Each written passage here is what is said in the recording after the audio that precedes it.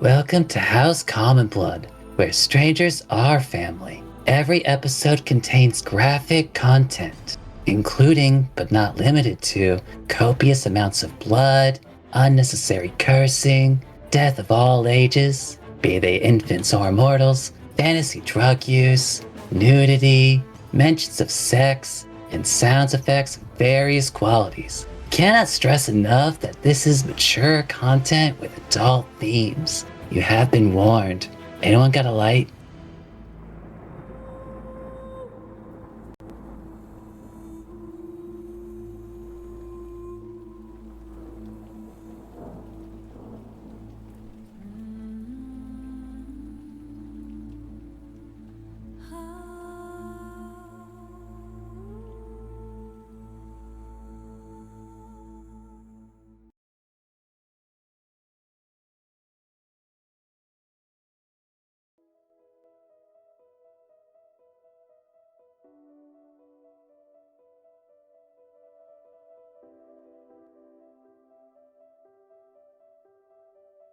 All right.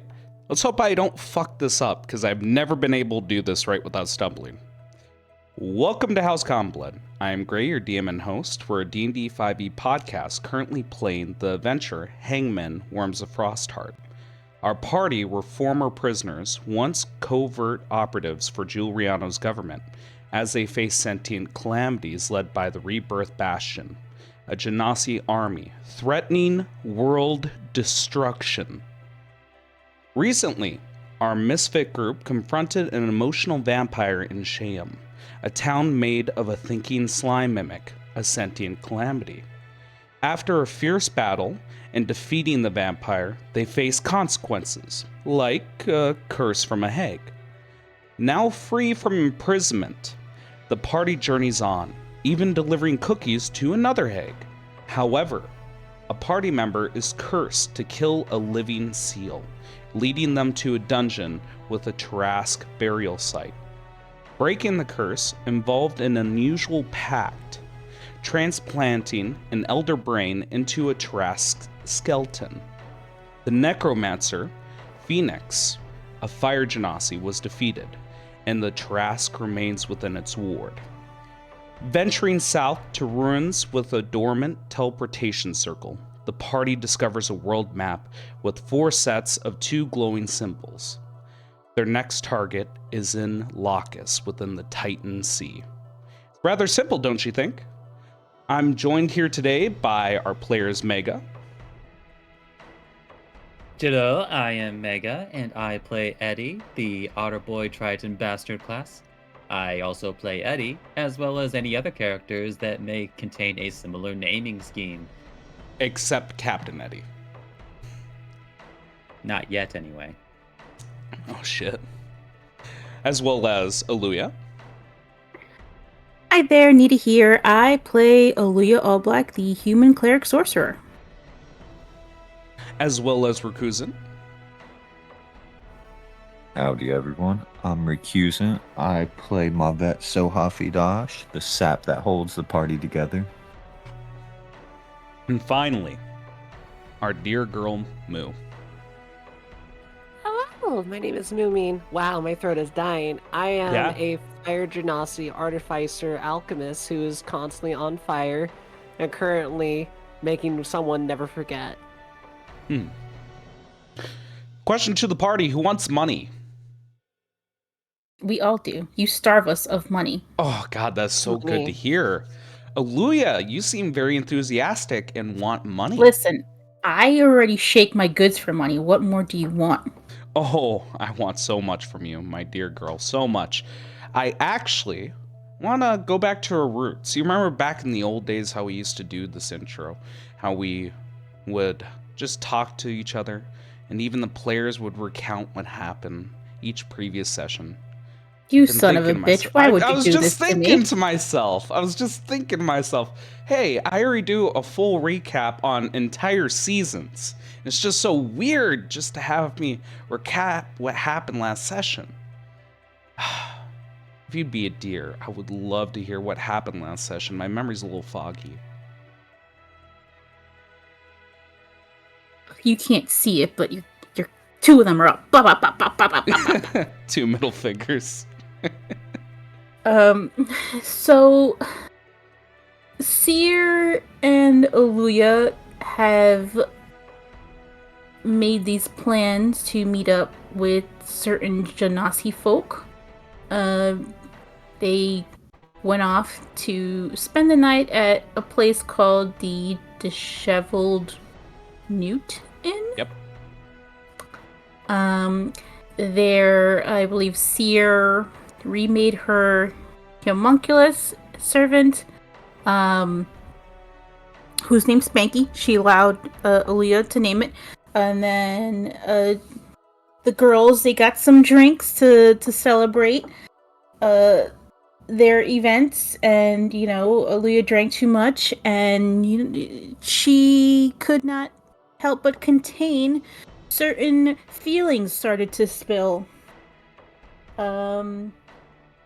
Seer sobered her up, and while they were at the inn, they got a shell phone.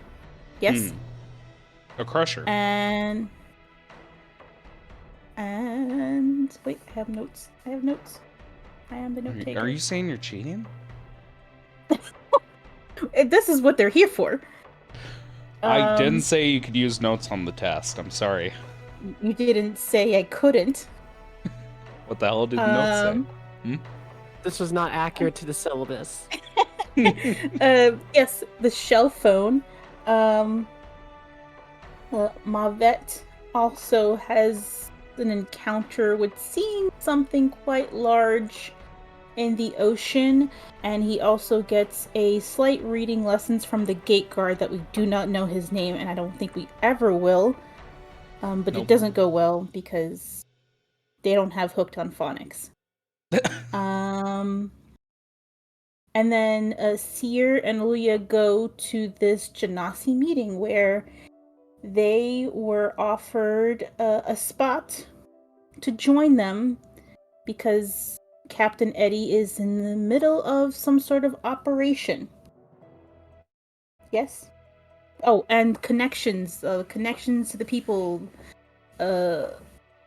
we swap places with. We sense that they're weaker. That is absolutely correct. And again, let me put an emphasis on this. Towards the connections, it's always faint. Like I would say even towards when I mentioned it, you guys weren't too aware of this connection until it just weakened. But yes, we are using our little homebrew exhaustion system, so it's not just a 6-day time range. You guys do have up till 10 days minimum, or potentially 5 with bad luck, where people could die. Before we get a little too crazy, Luya, please roll me a 2d10. I'm stealing this from Mega. It's a very sweet way of giving people gold, especially when you're stingy like me. I do need to ask Mega.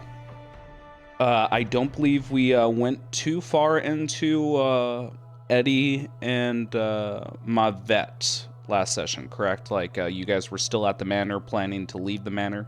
You got yourself 9 gold pieces. Well, we weren't necessarily going to leave the manor at least straight away, mostly because we were kind of waiting on the whole situation of, oh yeah, it's the other half of the party just went into a meeting with the essentially the campaign enemy, or at least a faction thereof. Yep. So that kind of needed to get facts resolved first. Yep, that is facts. And just for my sake, Eddie, what's the in your head? And I'm gonna give you a little poll here. What would you say the distance between the manor in this location would be?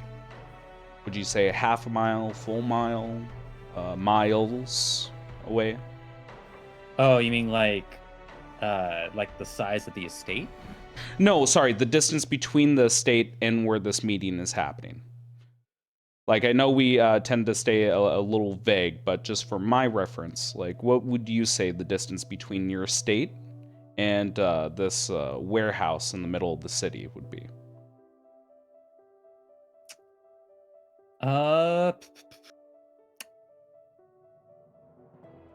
I would say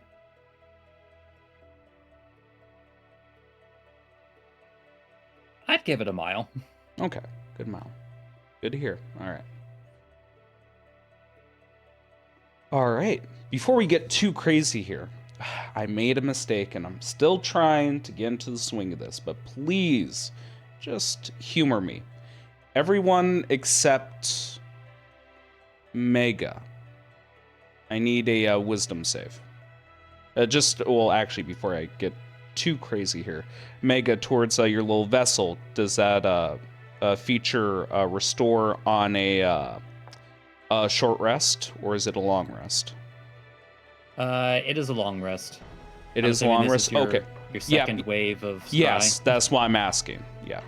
This is from the day prior. Before you guys took a long rest. We already did the one after you took a long rest. And it seems like you've been using that vessel for the first wave, if I'm not mistaken. That seems to be the pattern here. Well, it's like, I mean, he could theoretically stay there for 8 hours. The problem is that like they keep doing it at the beginning of the day, and that's not convenient. Yeah. Okay, then I would actually need you to make the saving throw as well. Yes, and I need to get my habit as well. Get back into the swing of offering you guys rolls. Yep. I'll make sure that's query, and everyone gets a wisdom saving throw. All right, let's do the rolls. Mine's a strength. Wait, what? I'm joking. Yeah, don't you fucking do that to me. I will pop you so hard. All right. Mavet, I believe that's 25. Jesus Christ, Seer, that's 26. Am I allowed to roll with guidance? No, because it's a saving throw. Oh. If you have some other way to boost your saving throws, it's a different story, but I don't think you do. I don't. But I got 17, it's not terrible. 22. Everyone's rolling in the fucking 20s. The roaring 20s. Mm-hmm. Bless would work, Cupcake, but you need to have prior knowledge that's happening. And usually when this occurs, not only is it in an invisible sensor, but typically you're not aware of its presence. Eddie's just a special case where his blind sense kicks in. Just to make sure you do see the offered roll, correct? Okay. Gotcha. Yeah, sorry, I had to look on a different screen first. Ooh, fucking 20, everyone! Just 24 for Mega. You all did great. It appears and it fails. Poof. Gone. And this is probably one of the most important ones that you guys could have succeeded on. If you guys ask me in the future, I can tell you how this session could turn out very differently. But seeing how these rolled out, everything's going smooth, everything's going fine. All right. Where should we start off with? I mean, we kind of ended last session with essentially with the line, just like, we just needed to kill the man known as Captain Valentine. Dun, Bum, dun, bum, dun. bum. Is everyone feeling the same way? Should we just pick it up? Back to the negotiations? Back to the talk? Oh. All right. Let's get a little social intrigue here. Let's get a feel for it.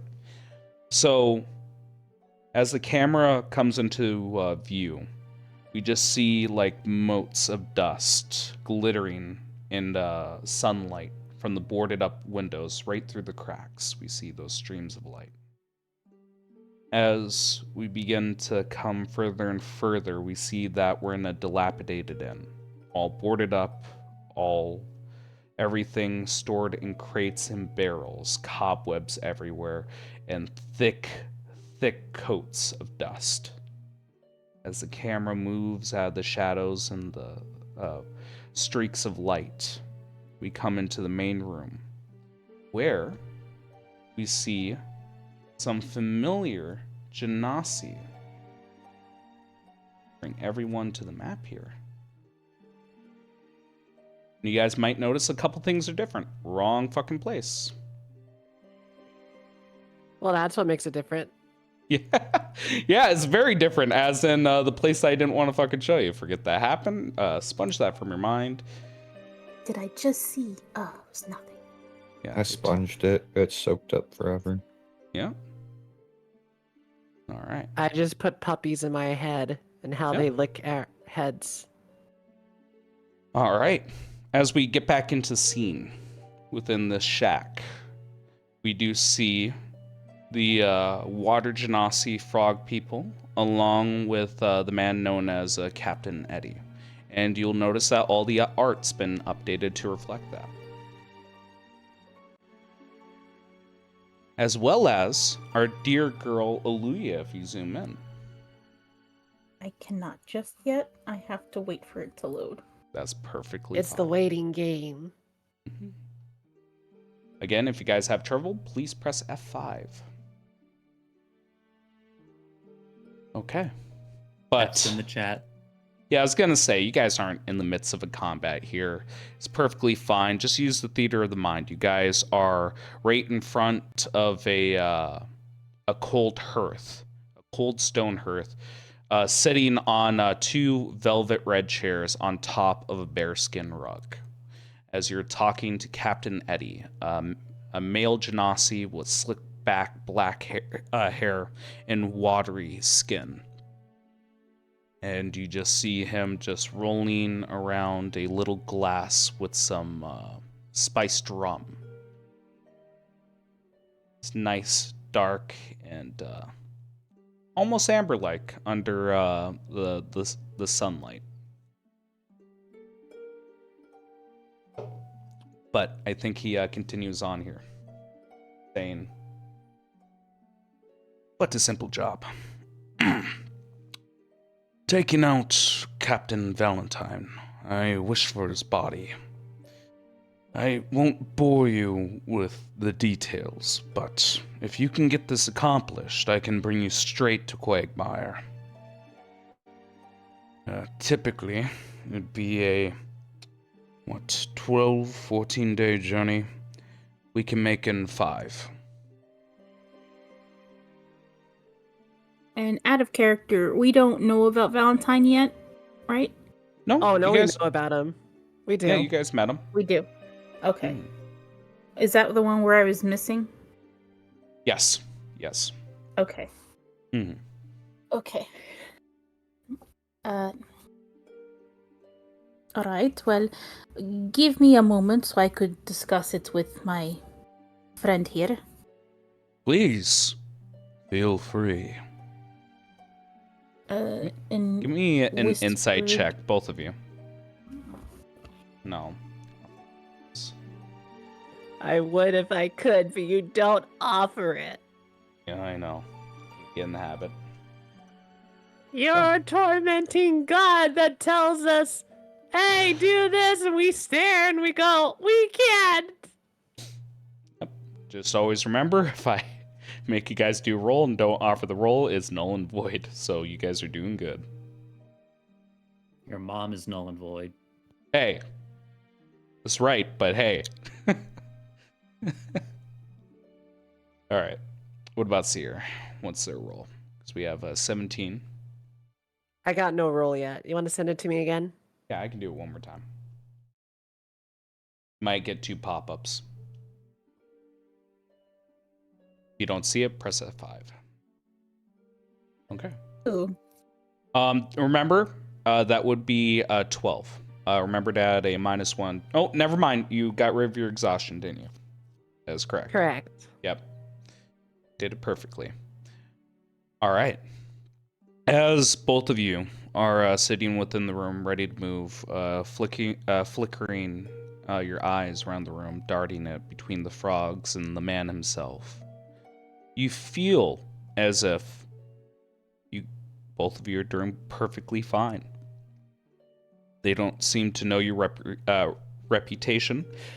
They don't seem to know who you are. But what I will say, during the last session, you guys mentioned that you were prisoners. That seemed to spur some cogs into the guy's head. He may have heard of you and your group, but he doesn't know of you. He doesn't recognize you. Tread lightly. Well, and that's also why I never mentioned there were others. I only mentioned it was just me and her. Yep. Yes, you're free to move on the map. In whispered hushes, I will move far away from everyone. Yes, ma'am. See the frogmen respecting your privacy. And you also see little Spanky begin to follow suit as it falls by. Aluya will talk, but she'll kind of keep it light in her face, like nothing is wrong. Like no worries or anything. Oh shit, what are we supposed to do with that guy now? In this case, Aluya, it's very much a simple task. We kill him. Oh, go ahead. She just says we kill him. We kill him. I mean, we could, but he's also very valuable.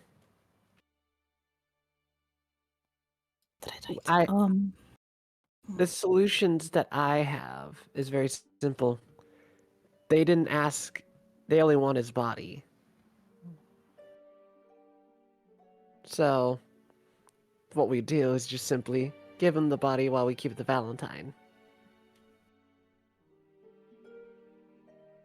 Like, I know to you that makes sense, but in my mind, I don't know how that's possible.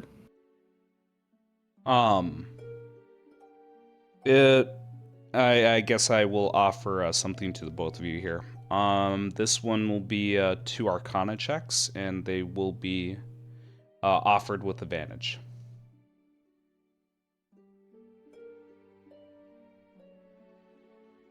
And the main reason I'm offering it with advantage is because this situation sounds very familiar.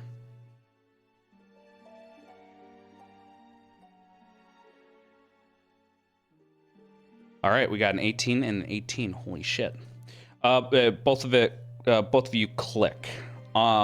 Assuming the ruse can be pulled off correctly, there are spells that are available to you at this moment. Well, not entirely sure that anyone in the party has the capability, but you know that this is a route, especially if you seek help from another source, where a person can feign death.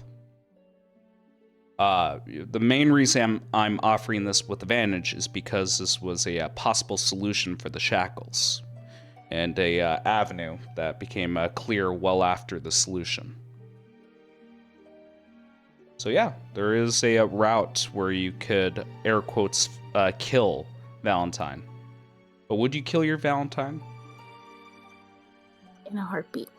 But But yeah, that is an optional route that I want to make sure that you girls are aware of.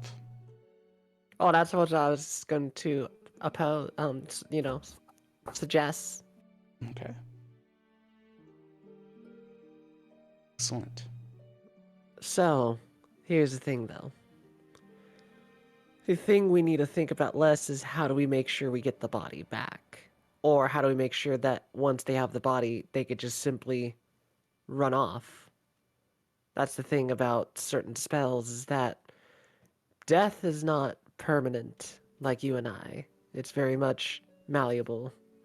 However, we don't want him to turn into us. So we just simply have him play dead. And if we have him play dead, he can just simply walk off. But the issue that I have is this. If he walks off, we need to figure out if there's a possible way he can have his body. And you'll see with her hand being close to you, do like quotation marks, unrecoverable.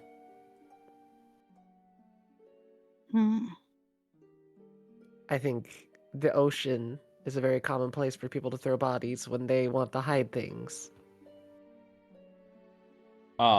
Just to add in one more thing here.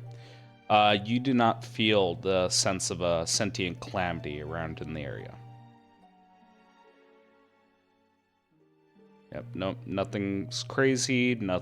No crazy phenomenon is happening. It seems like a Tandeka Island is a moment of respite. Now, here's... Go ahead. What if they want to, like, chop him up into pieces? I mean, the thing is, it has to be logic behind it. If they just want someone dead, why would they want to chop him up to bits when I would say it's unnecessary? You have your target dead. Well, what if they want to make sure he's double dead? Like, I'm not saying me, but possibly me. If I want to make sure that no one comes back, maybe I make sure that they're not going to come back. Hence why I suggested the ocean. As you both have your little whispered conversation, I'm gonna let the insight roll ride here. You see that Captain Eddie is getting a little impatient as he's staring at a little stopwatch, and you see his fingers rolling on his armrest. So not a watch, a stopwatch particularly. Oh, sorry, not a stop. Pocket watch, sorry. I'm not sure why the hell I said stopwatch. Yes, he's tracking how long this is gonna take you.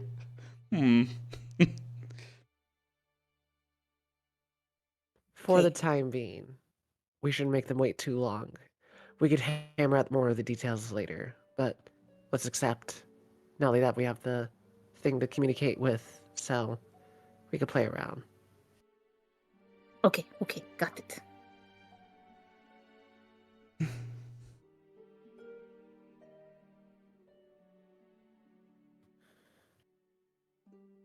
Ribbit.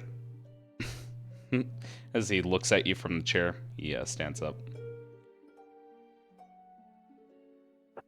Ribbit. So, we discussed it and we agree. We will get you what you want. It's fantastic to hear. He gives you a smile. You see that his teeth gleam like pearls. Well, if that's the case, and he strokes his chin, I guess initiation is in order. Look, to accept you into our fold, I'm going to need Valentine. I need his corpse. I need to show my superiors that the job is done. But, and he's looking into both of your eyes, I like both of your enthusiasm. So, I'd like for you to come with us to a little ceremony that we're holding. We're going to be talking to a very powerful and strong man. We might need some extra numbers into our fold in case. And you see his hand rolling in the air. In case anything goes wrong. Judging by how strong both of you are, looking at Aluya's form, then towards Seer, I think we have a better chance of survival. Mind to tell us a bit more about this powerful person? It seems as if he has shooken you. Shaken is the wrong word. Just being cautious. One should always be cautious when dealing with a dragon. You see his tongue moving around his mouth. Takes a deep breath. Unfortunately, I have a lot to do today. When the sun sets and darkness begins to set out on the island, I want you to meet me in a certain sea cave. And you see him holding out his index finger. And please, don't hurt the denizens. Just say that you're with us and they will not harm you. But please, make sure to cover your ears. Where is the sea cave? What is it called? It's to the southwest. The name of the cave is Sea Cave of Sirens.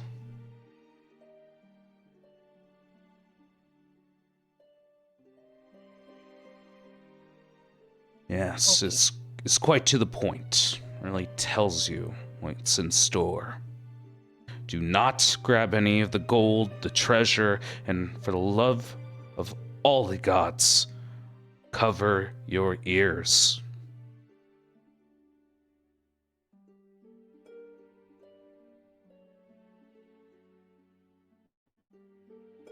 Begins to stand up. Before I go, is there anything you'd like to say to me, fledglings? Looks towards Seer and towards Aluya. Out of curiosity, you said this being is a dragon? Yes, Scaleless one. Pray tell, what would be that name?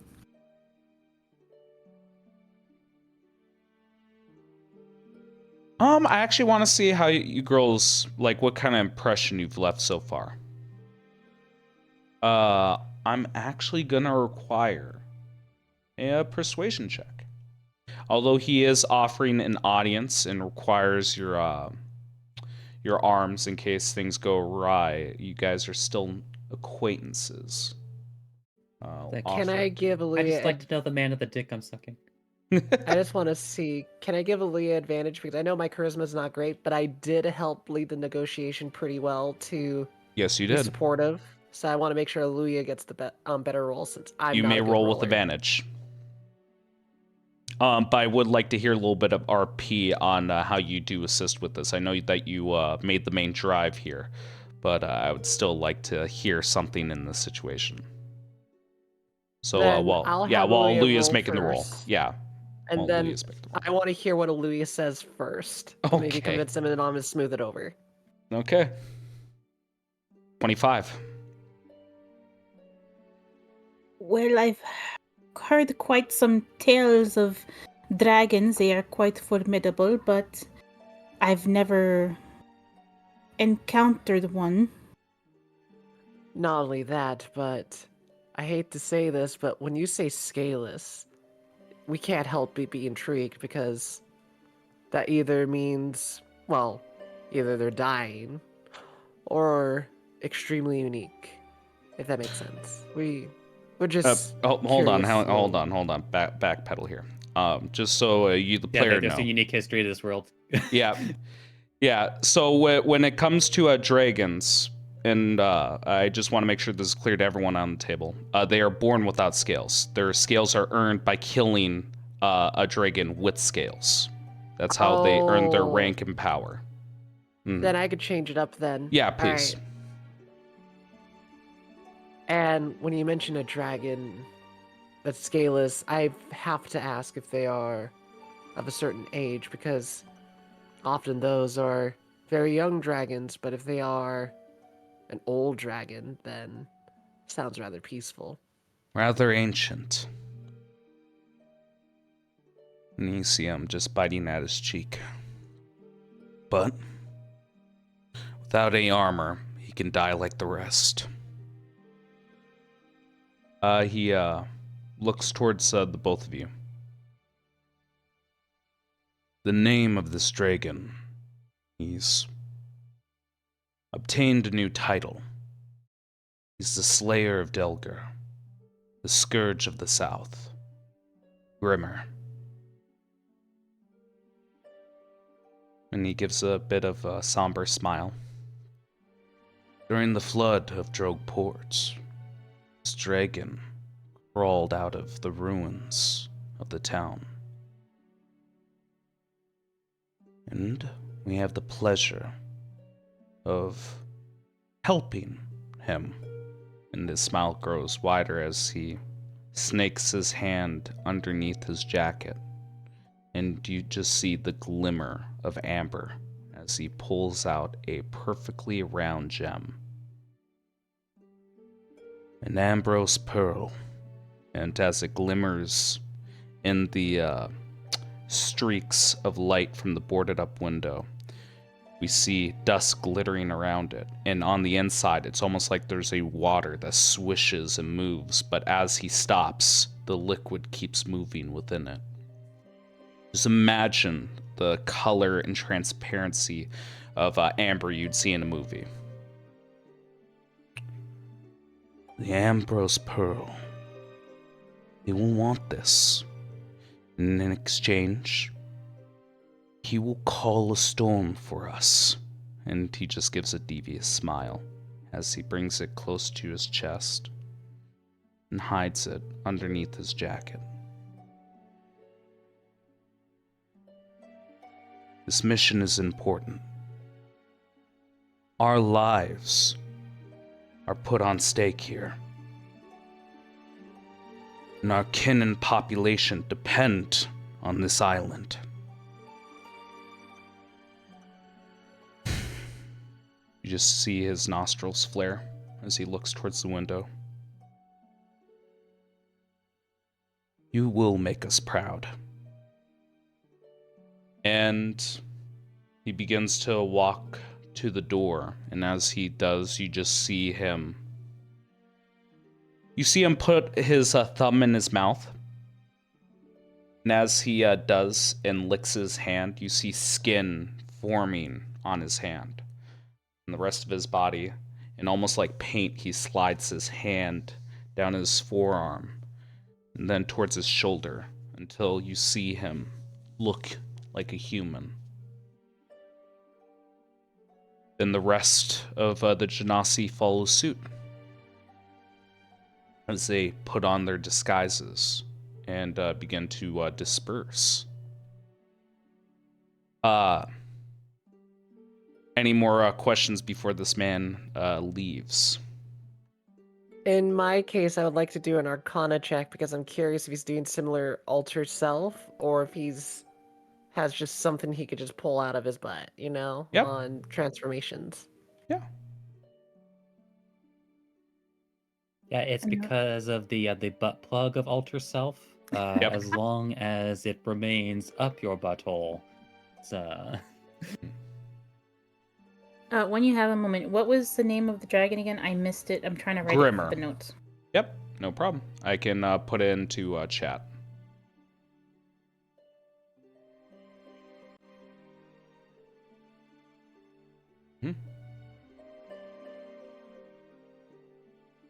As a, just for the audience, because it's been so fucking long, the name might sound a bit familiar, as the last time we've talked about this dragon was with a familiar kobold. And Yeah, that's the problem. Yep.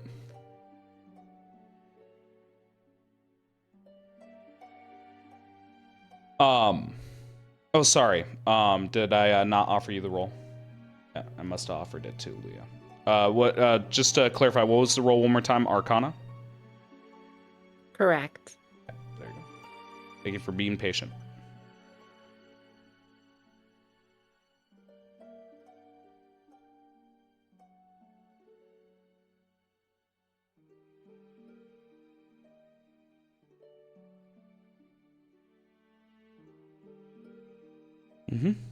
Nice.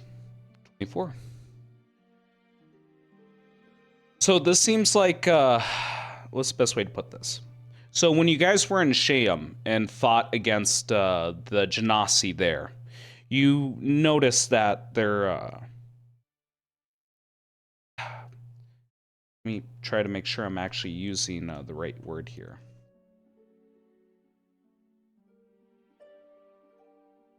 No, their anatomy. I'll just resort with that. Their anatomy seemed altered. Their powers seemed different from a traditional Genasi. Whatever the Rebirth Bastion is doing to their fellow Genasi alters them. In this case, yes, it does appear that this person is using Alter Self, the spell. But what is strange is it seems like a innate spell casting. And it appears that the spell seems, as going along with the title of the spell, it seems altered in itself. So, again, towards how high you rolled, it does not appear like the duration is the same. As well as, obviously, the concentration. It seems like it comes easily to them, like they're putting on a disguise, but it does seem to be changing them to a biological level.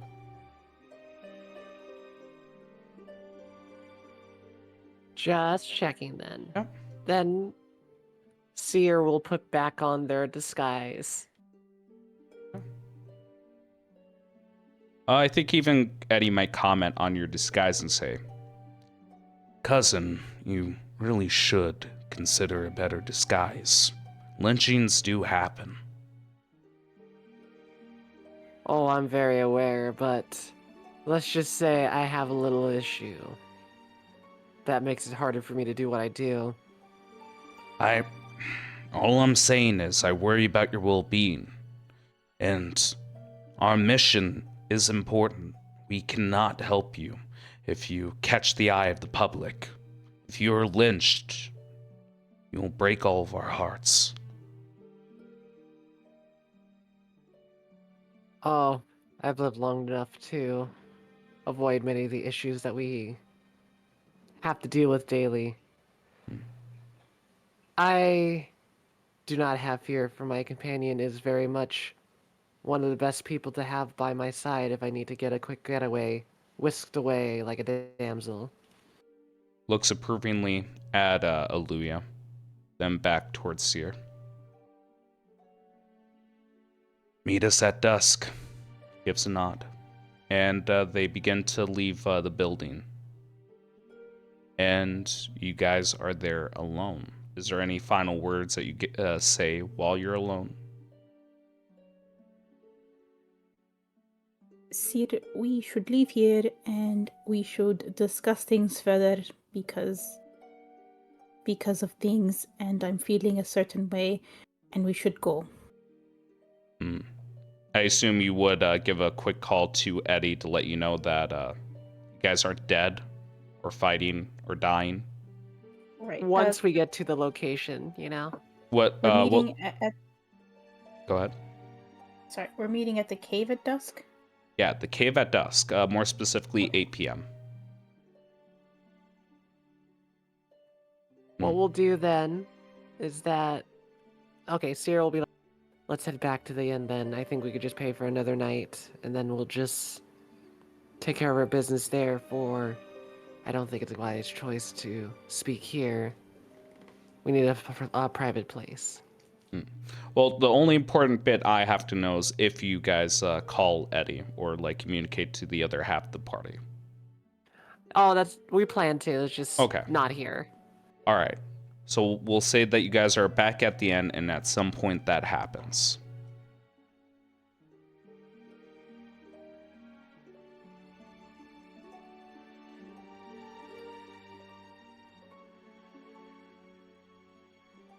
Okay.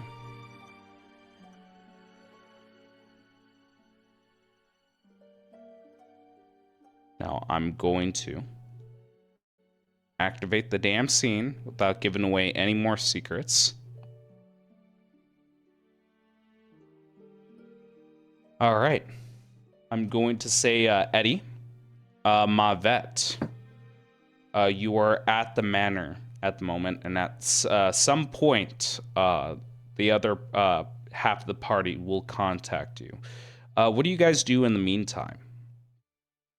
In fact, Mavet, what the fuck are you doing specifically? I'm pretty sure last I left, we were talking to Valentine What were you saying? about just random stuff, just talking about his vocal cords. Yes, they seem to be working. It's just my throat is a bit sensitive.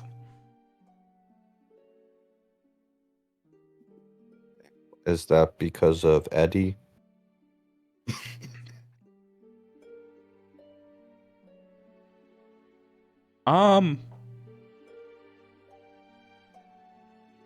God. Eddie, position.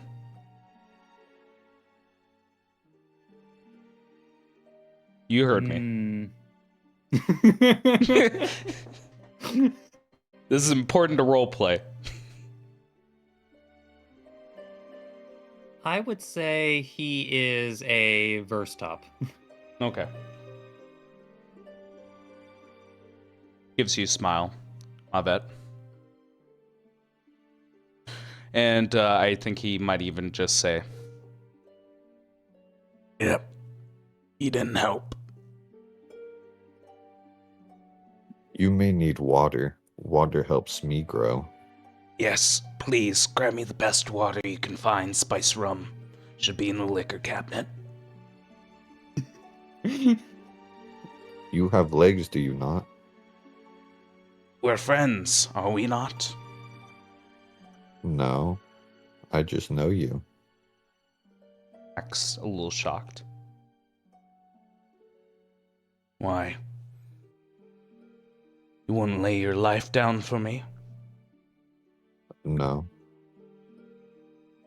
Squints his eyes. Gives a little bit of a crooked smile. And begins to walk off towards the liquor cabinet. All right, Eddie. I believe this would be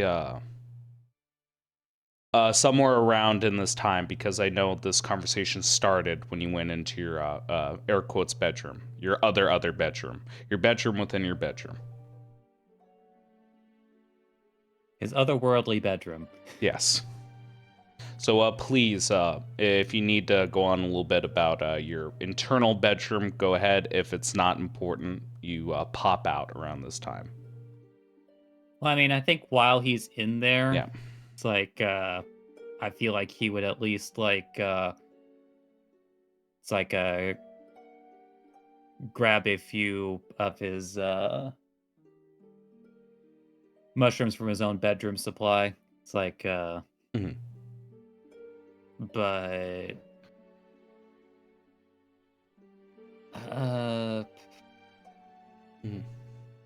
I think other than that, I think he would come out, like semi soon once he was like done tending to that. Tell me about your windows. I know that's a weird question here, but tell me about your windows. Are they fully like drawn up? Like, can you even see outside?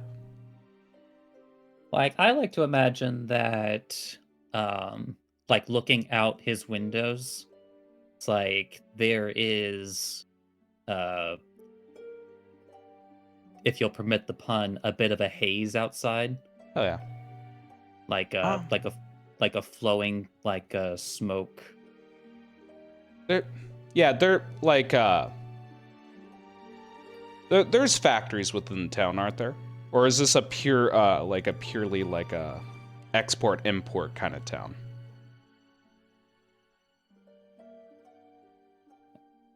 I would say that if there are factories, it would be I mean, like similar to places like China, for example. It's like it's kept off in a district where it can't be easily seen by the more touristy parts of the island. Yeah. I kind of imagine this is the smoke that we're seeing that's causing the haze as well. Is just like those hidden factories, like poisoning the air slowly and gradually. That being said, I'm going to offer 2 roles here. It is Eddie Mavet is your choice whether you want to make a perception check or a nature check. Both of them have 2 different DCs.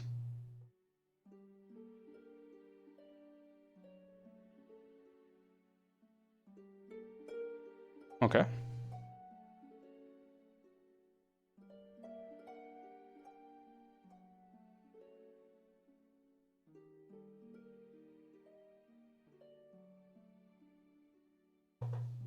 Do I make both checks? Because No, just one. Yeah. Like exit out after you're done. I just set both of them as options.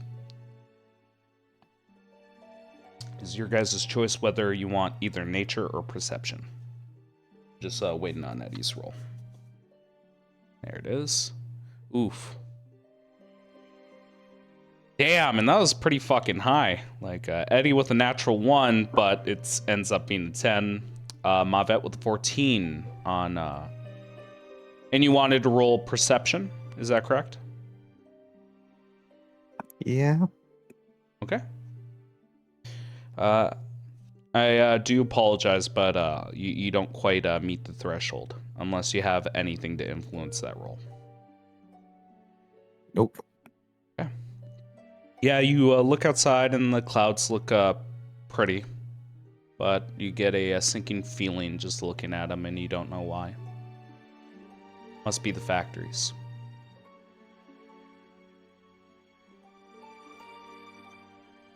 All right.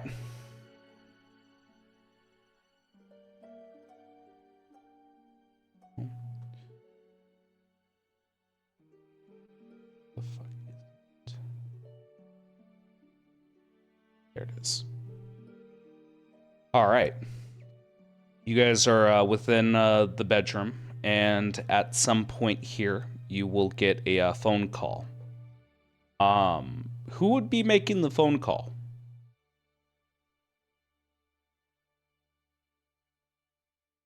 Out of the 2 girls. Oh, Sierra's the one who has the shell phone. Yeah. We'll say about an hour has passed. Like, you guys got the meeting like at 8 o'clock. Took about half an hour during the talk, then another half an hour to get back before you finally reached out. But please go ahead. Let me hear the phone call here. And what's your ringtone, Eddie?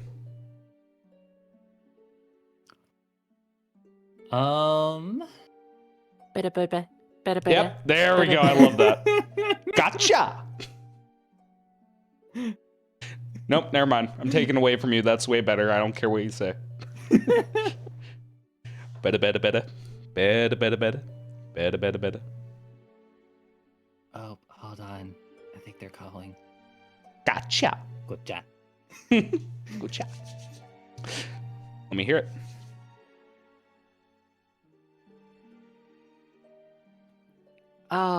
Hello? Hey, Seer. Sorry, it's always better to wait for the other person to speak first when they're calling. No worries. But, so, meeting went well. However, I have some bad news and some worse news. Which one would you like to hear? We might as well keep going from bad to worse. So here's the bad news. As we were negotiating, they were letting us be able to join their fold and be able to connect with many of the people that we need to find, as well as be able to get to a location within 5 days, which is rather nice if you think about it, if we're able to achieve their goals. Problem is, they want a dead Captain Valentine.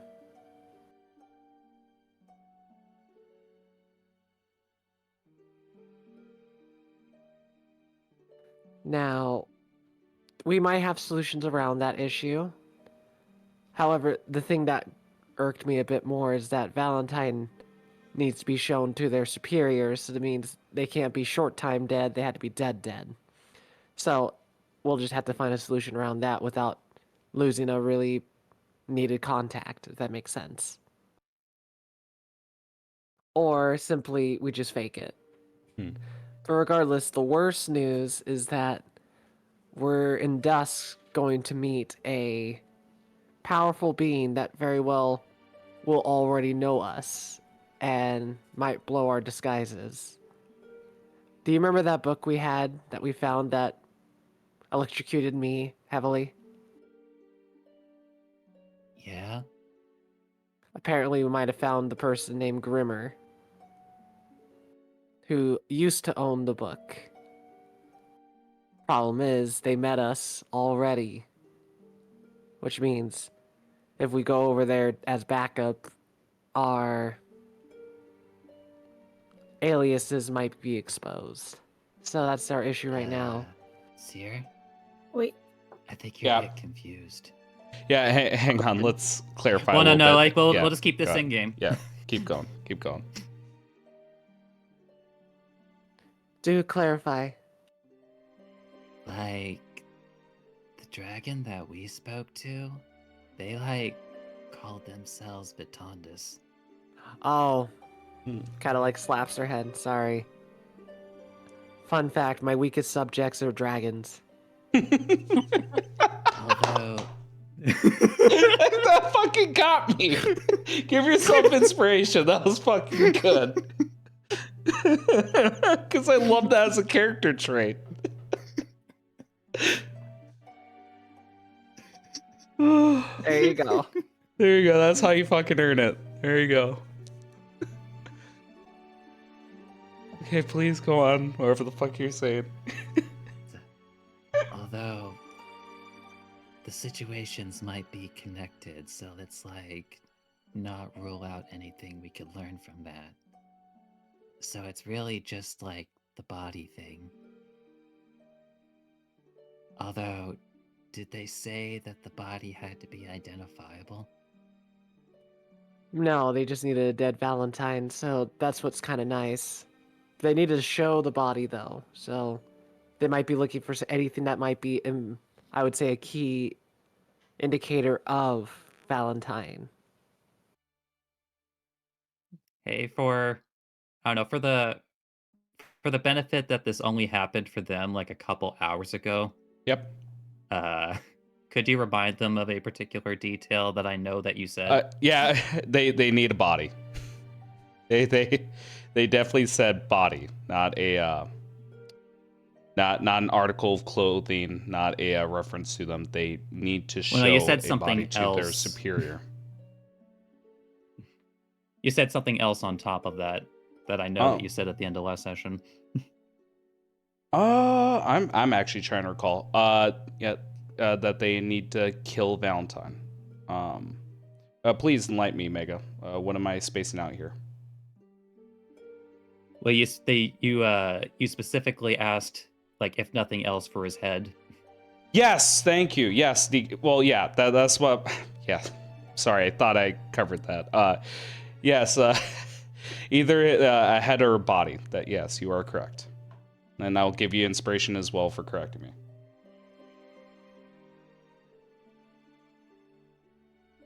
So, but in which case, assuming that Seer says that, Yeah.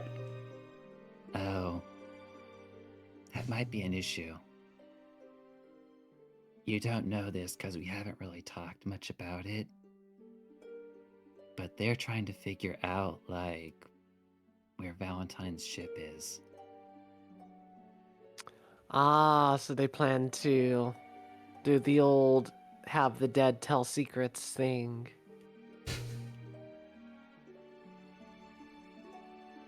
And that kind of, like, creates a bit of a problem.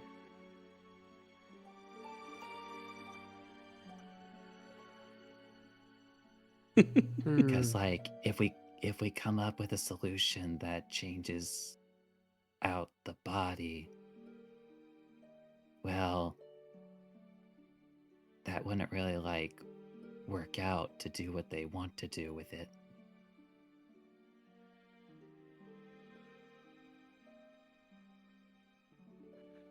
Fair.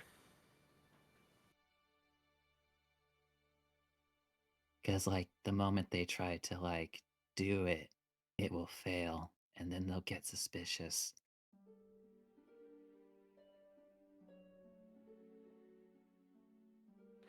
Then I think the sad solution that I would propose is, I would say, the mess up of our situation. Let's say I had someone witness his death. That is important. And the problem is that I eliminated them completely where their body is simply unrecoverable. If they want to find the ship, then they would have to find it by other means since their one route's gone. But then they've lost a big person that might have been a big rival to them. So at least it might be a win-win for us, more like a loss for them.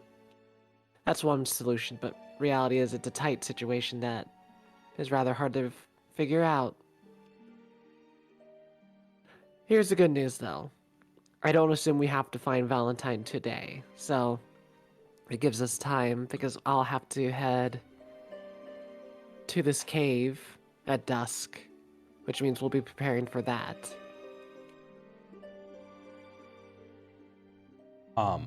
In the phone call itself, Eddie, you begin to hear the muffles of a crowd, along with you as well, Seer, a lot louder on your end. It sounds rhythmic outside.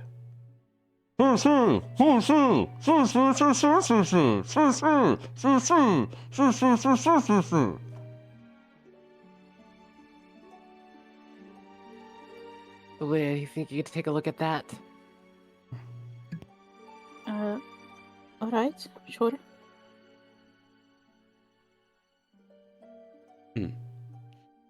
She goes to... Oh, where was this again? It's outside. Out the window? Or my door? Window. She'll peek out the window at an angle so people don't see her looking. Yep. As you begin to look outside, you do see a lot of people. Some of them with sailor outfits, some of them with civilian clothing. All of them with sharp ears, indicating that they're elves. And you see them holding up picket signs, and slather over them is "Fuck Hayes." Down with greed, give us back our land. And one familiar thing that you would recognize, Aluya, is on one of the signs, it says, for literal. And you hear them chanting. And it goes something along the lines of, elves unite, reclaim our home, in the forest where we roam. Haze greed, a venomous seed, war he sows, our land to bleed. And it keeps going on repeat. Okay. And they're marching down the street, and it is a crowd of people, enough to block the road. And you actually see one of the horseless carriages stop, and one man looking out the window, just saying, "Hey, get out of the way!" And you see the crowd beginning to swarm the car.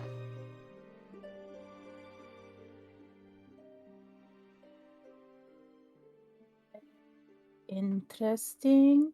Sir Eddie, if you could hear me,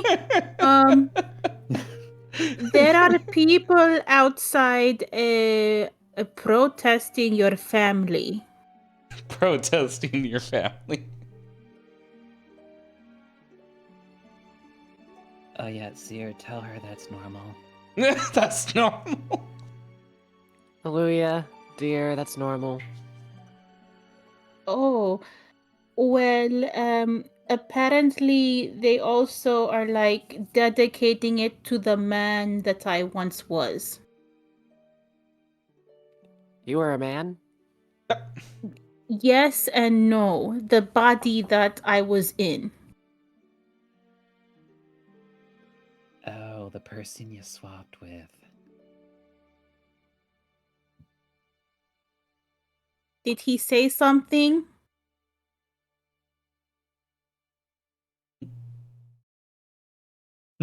Seer.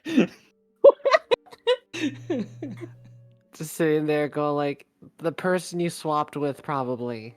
Yes, Sorry, yes. I'm trying to That's what I imagine meant. you as something else. Don't worry. Fucking hell. Clit deflates.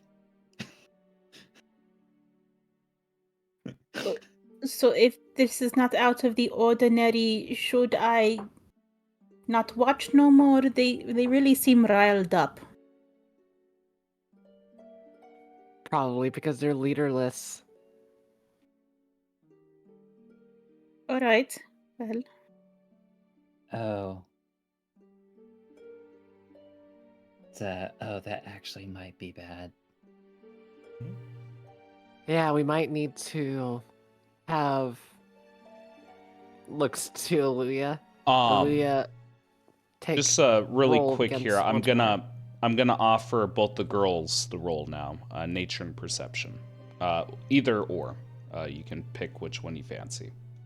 Both of them have I two fancy different DCs. nature. I don't think I'm good at either of these things, but I'm just gonna go with perception. Okay. The dice made me so sad. It showed a 20. It's like, yay, and it rolls on an 8. Okay, yeah, I guess this is familiar to Seer and Deluya because you know Seer. As you begin to look at the crowd and look at the sky, I don't believe either one of you know the language, but you do see the clouds are filled with messages, almost like people are coordinating. Then again, it hits you. Oh yeah, elves use skywrite. Looking down, you see angry protesters. Up above, you see coordinated words. It seems like this might be a little bit more significant than a peaceful protest. Even with that in mind, I will allow you girls one more final check here. This is towards the crowd itself. Your choice of Arcana or Insight.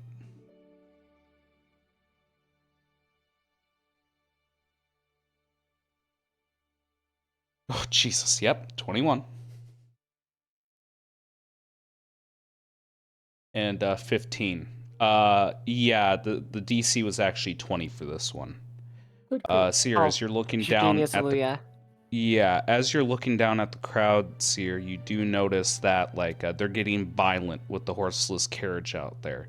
And you even see like some of their eyes are glazed, almost as if their emotions are heightened by a magic. You have a feeling that not only with the incident that happened with that sorry, hang on one second. So I don't fuck up on names here. You feel like with the incident with Whisperwind, Lithril, that it agitated this mass protest, and other people are putting their fingers into this to make it worse. They're doing a lot of actions that even Eddie can attest to weren't as violent or severe as they're doing right now. It appears they are very angry and possibly dangerous.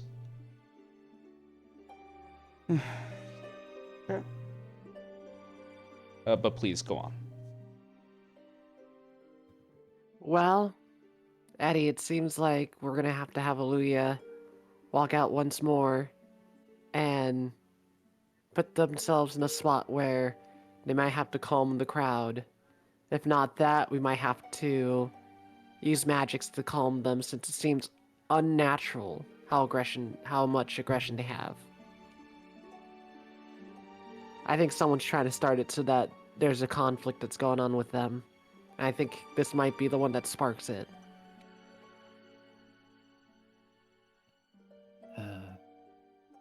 I mean, you could stuff it where you're at right now, but it sounds to me like it needs to be dealt with at the source. Then we might be able to figure out the source if they... Well, whoever was their leader, Whisperwind, we might need to have at least them led away with their proud leader. And then we find the Hey. source. But You still have that staff, right? Yes, I do.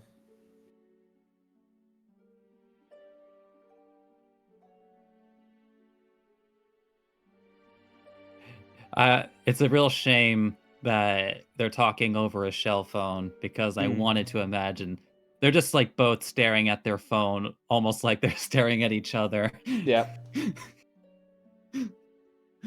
Like with a knowing look, but they can't see that look. But I imagine that they know what the look is. I'll get Aluya prepped. They're the one that knows their voice. Boy. Throws the staff at Aluya. I'm not apologizing, Aaliyah. And you'll see Sears know. And I'm going to take that exhaustion gray. And Eddie, I'm having you concentrate on basically an alter self with myself so that I can walk with Aluya to help them out as they are disguised as an elf. As you'll see an elvish seer. Basically a brunette being like, all right, you know what he looks like. Can you turn into him? Yeah. Okay, so you're turning into an elf, so yes, that is exhaustion. Please write that down so we don't forget here. We can't use the typical conditions with this. All right. As A-okay, but that's why I'm letting... basically, I'm trying to disguise with Aluya, basically as Elvish, and then going with Aluya to basically... Aluya's going to be the Whisperwind. I'm going to basically help them out with information. What did you say? I had to be who again? You have to become that man again that you were about to die for, if you remember, being on top of a building that you described. Damn it. Okay. Okay, at least I know now. Okay. So I have to, get into character, right? Correct, and you also know what he sounds like. We might have to change your clothes, though. Alright. Let me... This will be a very interesting thing to see you as a man, so enjoy yourself. I slit a sheet, I slit. Upon a slitted sheet, I said, I must get into character. Ooh. Okay. Wait. He's a dude, so... slit a sheet. A sheet I slit. Upon a slitted sheet, I sit. Is that right? No. Is that manly enough? Should I scratch my balls? No. Oh, Jesus. I don't know if the spell has that capabilities. Above table, I think Alter Self does have that capabilities. If I'm wrong, Eddie, correct me if I'm wrong. It can do it. Well, there we go. Apparently, Aluya. Think of it as a spell version of being a shape changer. Aluya then can be a dude for about an hour, and they can keep it going. And all we need to do is get Aluya man clothes, which won't be too hard. Mm-hmm. I'll just, I don't know, be their weird hot elf side chick or something like that. I don't know. Okay. I'm gonna need some sort of a check for the disguise at least. That's why I'm letting Aluya be the one, because I'm helping them. Does anyone have a disguise kit? I can make one. Are you going to do so? I do so. Okay. What feature allows you to do that? I know Artificer can do that. Just remind me. Let me take a look. The right tool for the job. Okay. I could create it basically... I could create one magical set of Artisan tools, and they vanish when I use this feature again. I also have expertise with it. Okay. Just go along with it. I definitely just make the roll. You torment me, Gray. I can't. Ah. Well, this one in particular, I don't believe I can offer you a roll for, so let me at least drag and drop a disguise kit. Maybe that might offer you something. Double check. Yeah. Part of long rest. It takes it. Just reading the rules on it.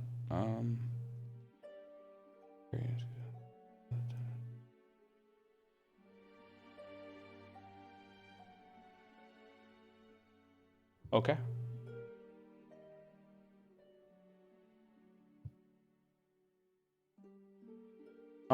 Yeah, with this roll, I'm going to make it. Actually, I'm not gonna have you roll because I would have had it be an intelligence-based check, and with expertise, there's not a chance of failure. So please, color the scene as you begin to unpack a disguise kit. Like, tell me where you kept this on your body, what this kit looks like, and how you're powdering up our sweet girl.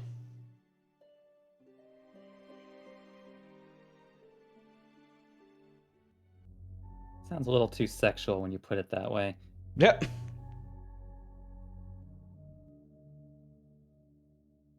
All right. Here's how I will describe then. Okay, I will describe it in a way that would make sense for Seer because it's kind of weird in a sense that if it was like anyone else, like Eddie or stuff like that, it would just be like a quick like slam bam.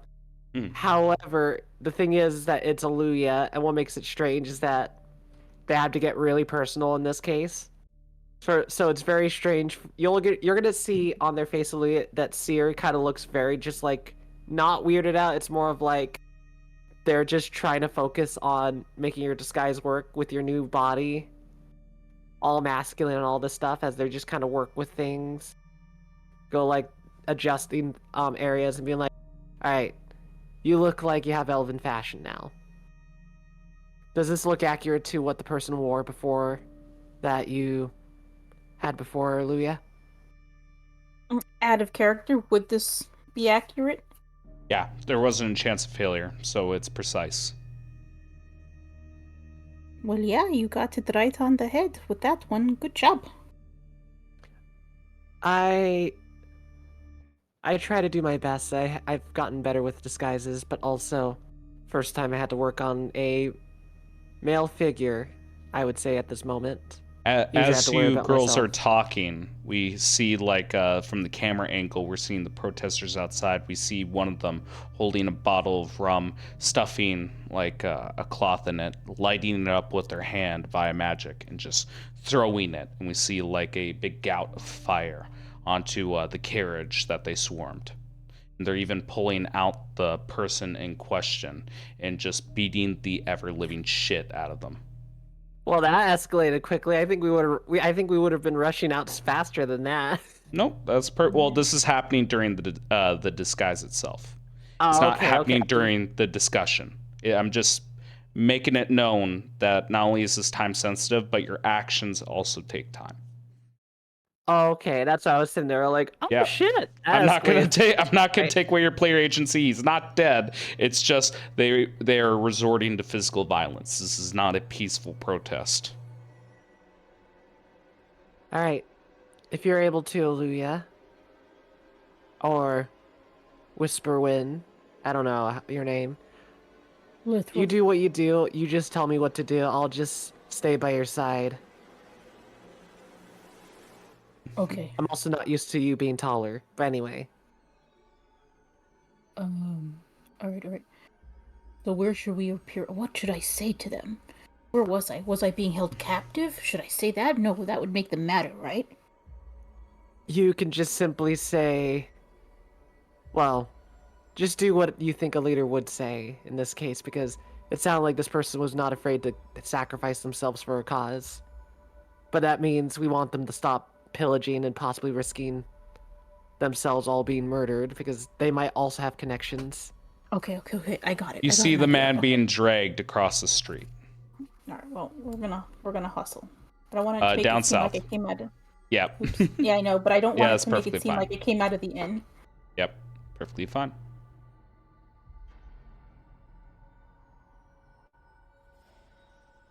Yep. So you begin to sneak out and come in through the marketplace down the street. As you come down the street, looking down in the alleys, you see like big bundles of trash just littered across the ground. You even looking down one of the alleyways, you just see a dog eating something, blood covering its mouth. And as it turns its head towards you, you see it growl, and you see the remains of a cat that's starting to eat, a stray, and it's just munching along. Even I will. Go ahead. No, finish your things because I'm gonna continue on with my thing. Yeah, My plan. I was gonna say like the only thing worth note is not only is the alleys that you pass by filled with trash and starving strays, you do see clothes hangers and painted on some of the clothes or not clothes hangers, clothing lines, and on these clothing lines you see banners and painted in Sylvan. It seems like some sort of protest motto, but again, I don't believe that you speak the language. Sorry, not Sylvan, Elvish. Whenever I said Sylvan during this episode, I meant to say Elvish. If anyone does speak Elvish, I can translate at any time. Sorry, that was my bad. But yes, both of you walk by and you do see this conflict. It looks like it could possibly turn into combat if the wrong words are said. But you see these people circling around this guy. I'm gonna grab the nearest guy. You!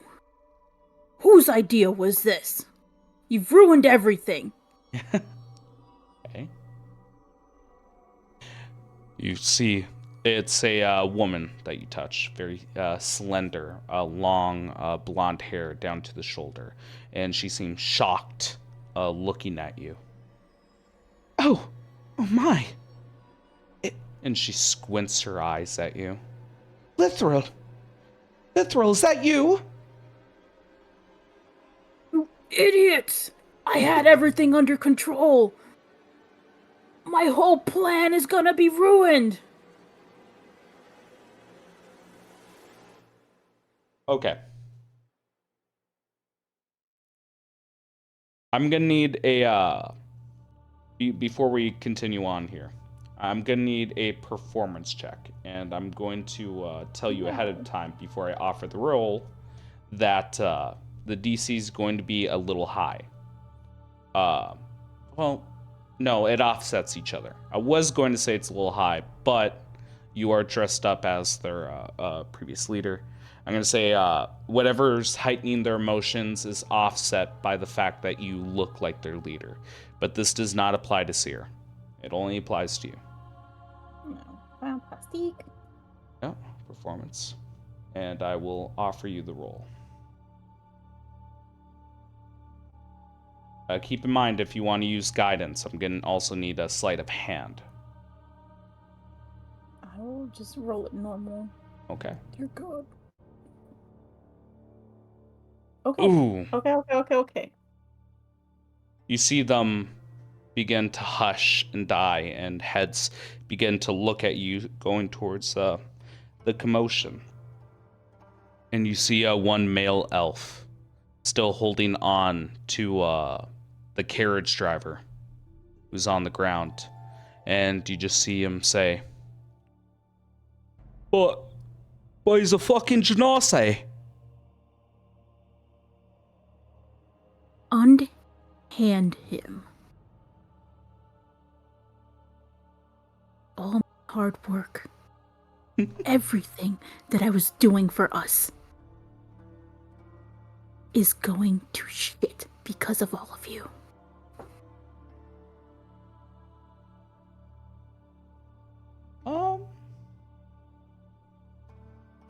might whisper to Louisa's ear, being like, "You should ask who put this up before I wasn't the one that did it." But I would wait till there was like a lull and a moment where they wouldn't see the elven lady talking to the leader.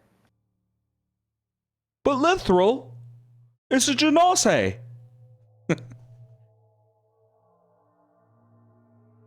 Don't give a shit right now. And I had specific orders. You guys were supposed to hang back, because it was all perfect. I was doing what I needed to. The Hayes family didn't know. They hadn't a clue what I was doing. I was deep in there. And for what? You guys made such a commotion. Everything is going wrong now. Bless you. Oh, thank you. Oh, that'd be cute. That's an elf that sneezed. Yeah. Like, bless you. Yeah, it's just like, thank you. But this is a bit of a tough one. I can't have this rely on a singular check. The person lets go, but you can tell by the looks that they're giving towards the carriage driver that he's not moved yet. He's shocked. Still feels like he's in the midst of wolves. And do we recognize the person that was pulled out, or is this just like a random ass person? this is a civilian. Just a civilian from the town. They look towards one another and towards you, Lithril. First of all, just to see how the rest of this will go, I need a persuasion check. Good golly, Miss Molly. Yep, you're gonna make quite a few checks here. That's why I apologized in advance. Yeah. I got you, girly. Let's make this work. Okay. Flash of genius.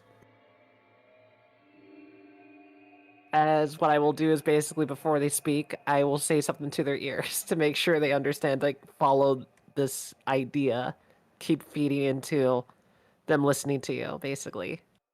But sir, it's a goddamn Genasi. We can't let him go. He'll drown us. Look at him. And you look at him and he looks human. Can't let him go. They'll kill us if we don't kill them. And you see, No. like, the eyes are Wait. glazed. But that's no Genasi, you fool. Who gave you the order to do this? I was there. I was deep with the Hayes. They did not know I was there. And I had to leave my post for your stupid fuckery. So who told you to do this?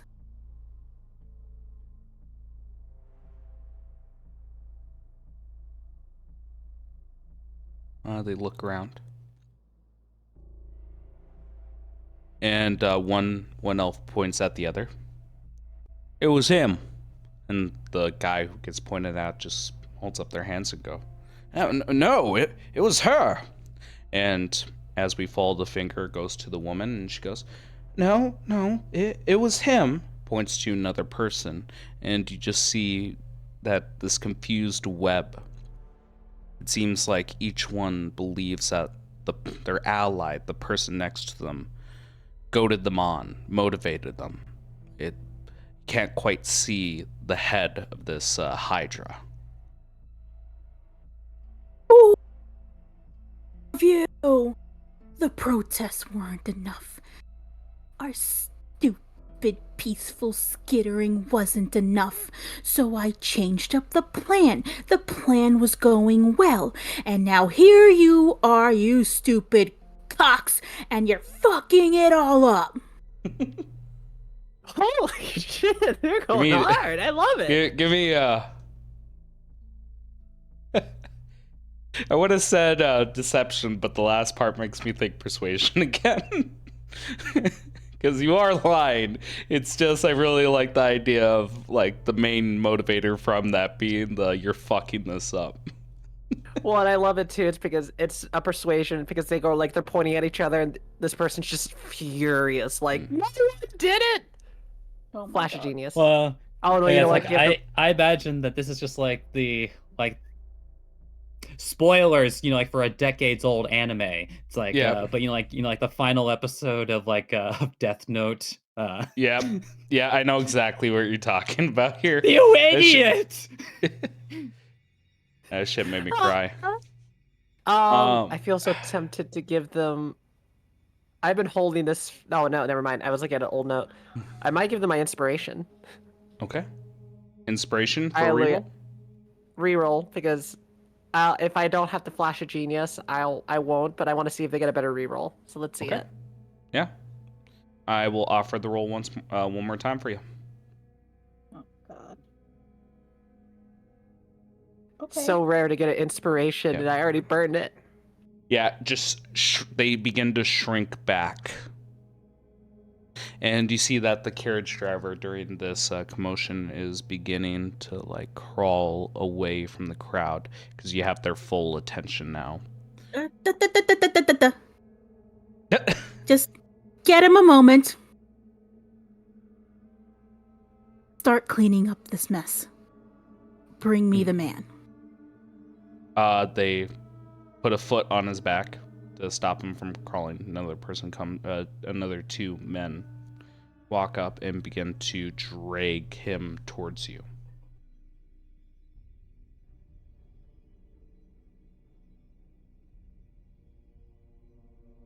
And you see this poultry, large man with a barrel chest and I hesitate to say like suit, but it is very fine clothes. It's a step away from a suit. You see a very fine jacket, a little round hat with a short rim to it, and imagine Watson from Sherlock Holmes. He has that mustache going on too. Oh, by Jove! He's on the ground before you. Well, Lithril will lift him up and start cleaning off his clothes. My apologies, sir. Here is some gold to better suit your day. Now, I will say this. If you utter this to anyone, I will come to your home and fucking stomp your head in.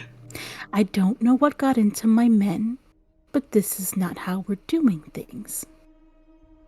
Do we have a problem here, sir? Intimidation with advantage.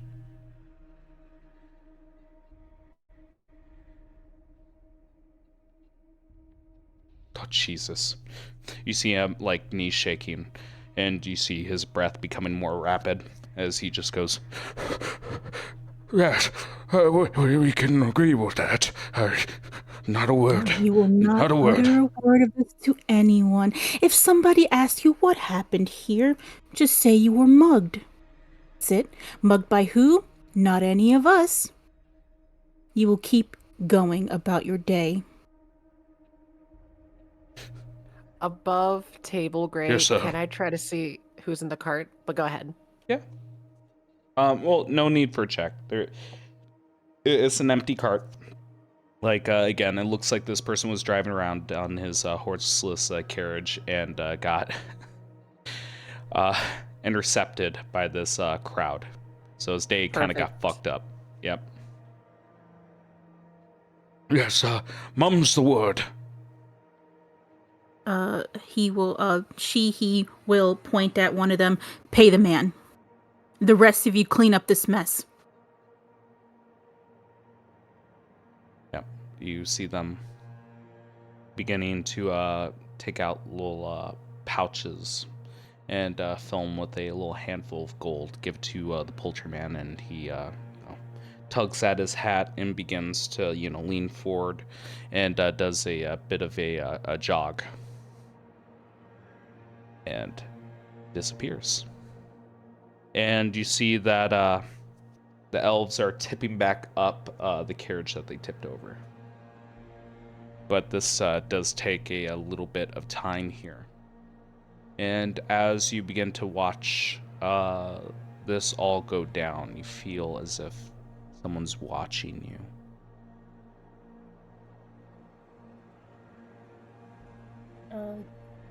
Can I glance over to see where these eyes are from?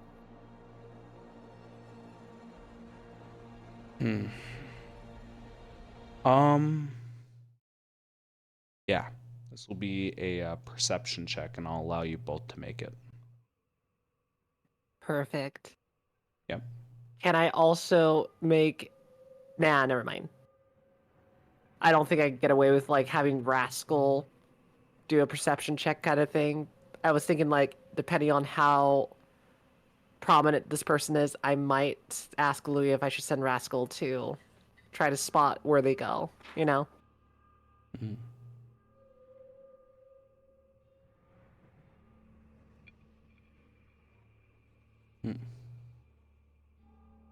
Wow. That is a very That's a sad 2. roll. Yeah. You just hear Bogdan laughing in your head. This is my perception roll, right? Sorry. Yep. I was reading something. Yep, perception. Go ahead. Wow. Without giving yourself away, you look at your peripheral vision and you see a person in an alley leaning forward, watching everything go down. And you see them clicking their tongue.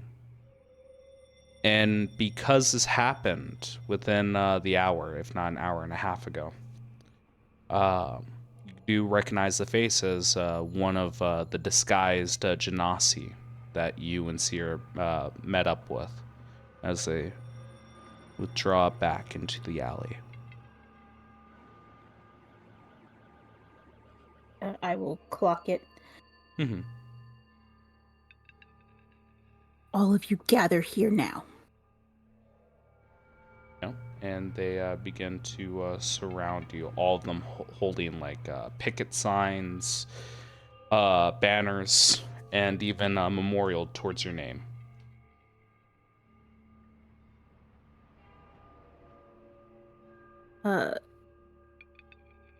He will straighten up and gain more composure and try to seem more chill.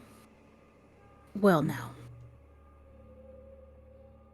I need you all to continue this protest, and that's all it will be, a protest, because we have to keep up our pretenses. You will make like you don't know where I am. You will chant my name. You will try to rally the troops, but you will do it in a peaceful manner. You will make like you never saw me today. I just needed one bit of information, and I have to start over again.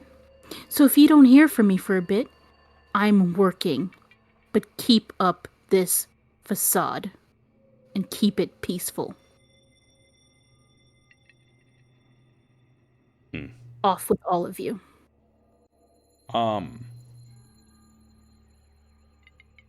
Although not one of the conditions in the spell, this seems like a situation where a check is insufficient. This is a situation where these people need to be cured by one means or another by lesser restoration. Oh, I could easily do that. Well, I was just gonna say, do you have enough charges for everyone? If not, you're gonna have to get creative with how you expend it to multiple people. All the ones that are around you. So that's a lot. 3, 6, 9, 10, 11, 12, 13, 14. 14. How many spell slots do I have? Blah, blah, blah. That's that. That's that. Yeah, I have enough.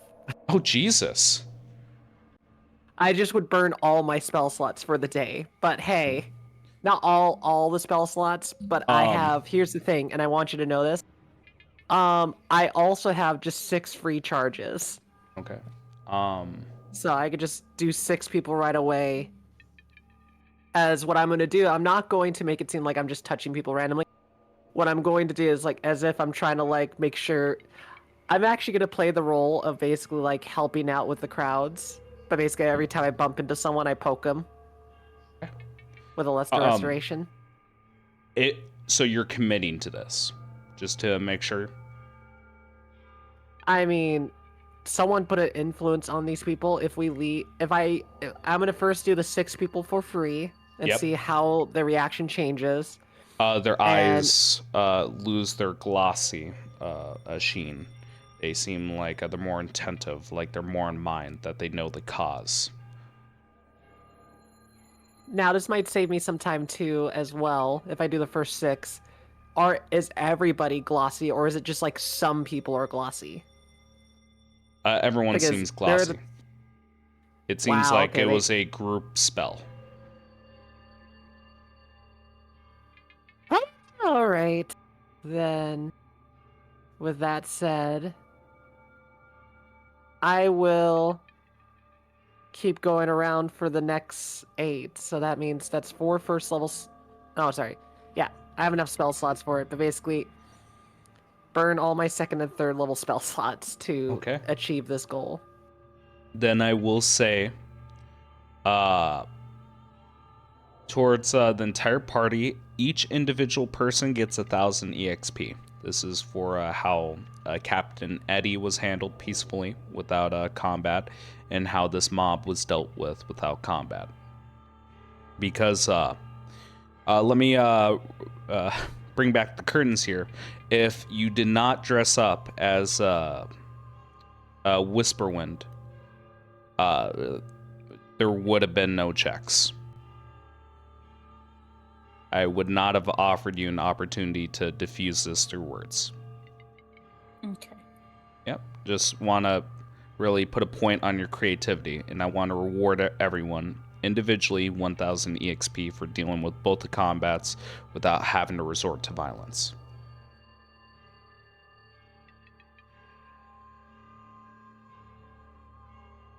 Or I should say, not combats, high stress situations is better put. Encounter. Yeah, encounters. You could just encounter is general enough in the terms of D&D to qualify as such. Yep. All right. You expended some resources. People seem like they remember the cause, and they look like they're ready to do a peaceful protest.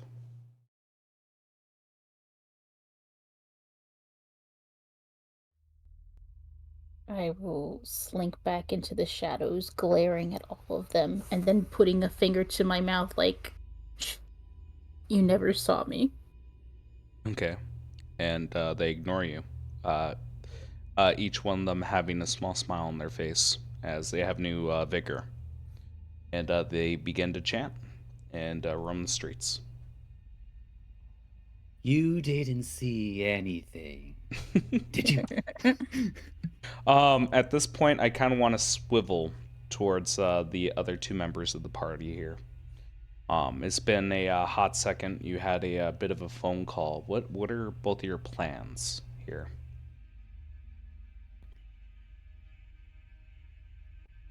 Well, I guess while they're dealing with that, Just hanging up the phone while that situation was going on. Or the shell phone.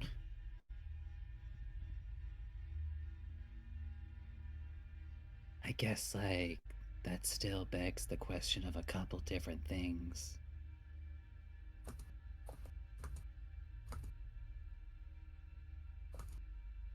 I would say at this moment, like, Valentine would come in with his spice rum, drinking it, but not participating in the conversation, but being present to listen to it.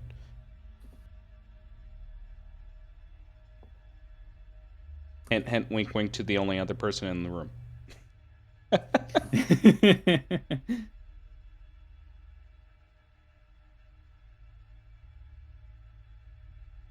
You have nothing to say to that, Mavet? Sorry, I had the little kiddo running around I didn't hear. Mm-hmm. Repeat yourself one more time, Mega. Or Lisa, set the scene for him. Like I said, it's like, well, while they're taking care of that, we do have a couple things to work through.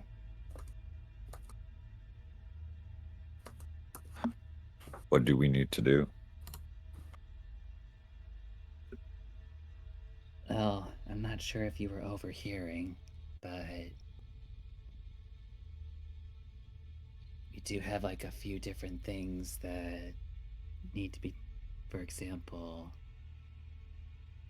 well, we need to figure out how to give someone a body without giving them a body.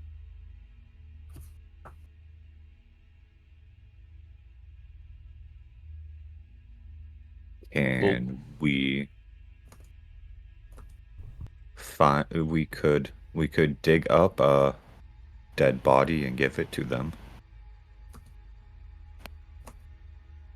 Well, you see, the thing is that, at least as far as they're concerned, that body needs to be Captain Valentine. Spits rum from mouth. While looking at Valentine, while Eddie, do you want us to bring Valentine to them? I'm sorry. That was obvious. What's this about my body? You see him just grasping at his throat. Oh, sorry, you were missing for the shell phone call. And Yeah. Eddie, I am sorry. I don't listen to your private talks. I try to be what you people like is privacy. Is that right? Don't fucking lie to us. You don't know that word. People say it that way, but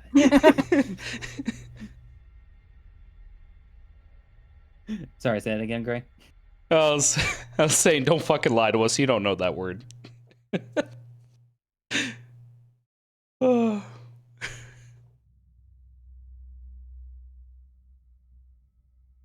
But you know those guys you were talking with last night?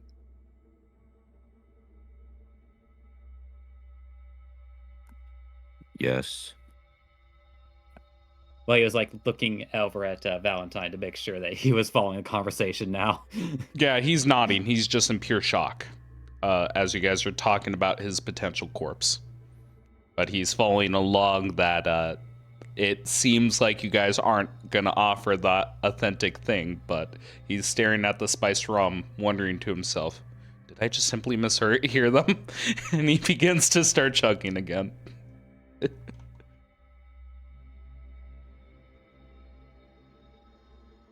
So, well, as it would turn out to be fully, it's like they are part of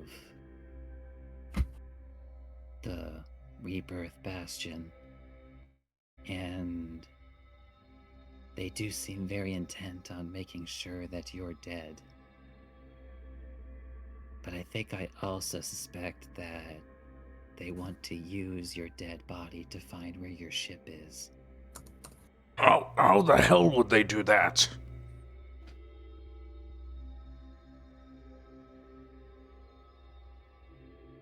Well, I'm not sure if you're familiar, but there is a kind of magic you can use to get information from a dead body. Such witchcraft? See him coughing as this is straining his throat.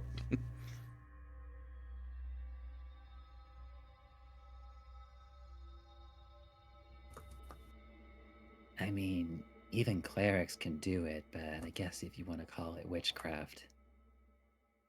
Never trust a man of the cloth.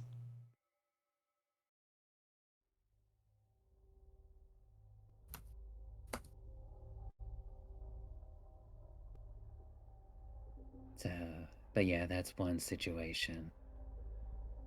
But that can be dealt with, with a bit more time flexibility. But the other thing, though, is that, well, the longer that we're here, the more at risk we put the people that we swapped places with.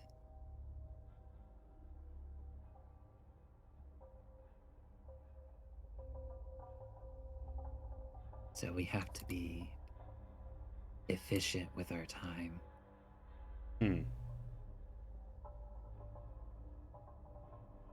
Why do we need to be efficient with our time? Alright, this is really good. And he shows a little bit of spiced rum to you.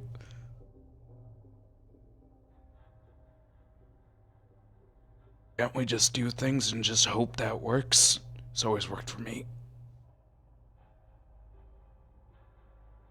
Didn't that way also get it to where you lost your voice? Well, when you walk, sometimes you trip. And he just shrugs his shoulders. Happens. And then also find yourself connected to a cursed sword that makes comments that get you beat up in the middle of an alleyway. The sword begins to rattle and break its twine. Yeah! You're a piece of shit, aren't you? And he just holds the fucking guard. And while also holding on to his throat, he says, Well, sometimes when you trip, you fall down a cliff.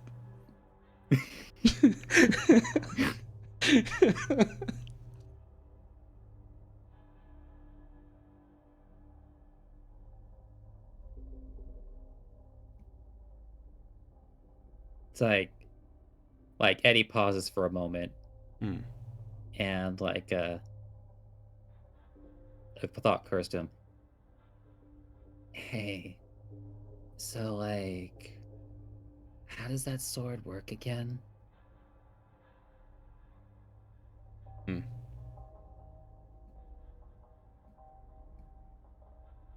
It has a curse on it.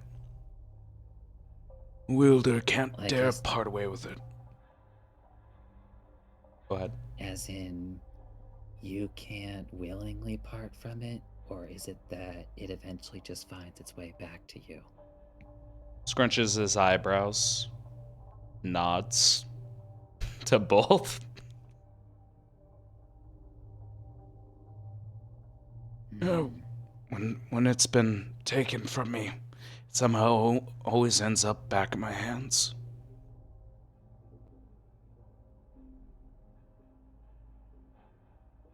What's the longest it's gone? A day.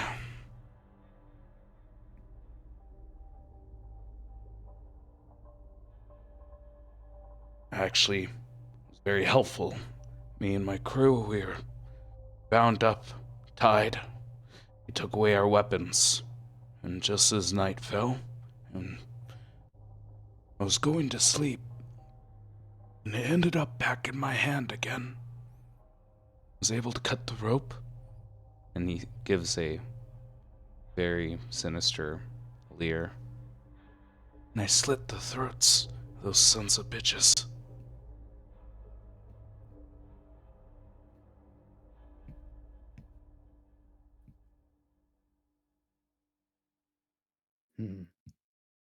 How sentient is it? Does it just say random stuff? Yeah, it's his own mind. It's just one track. It's always vulgar.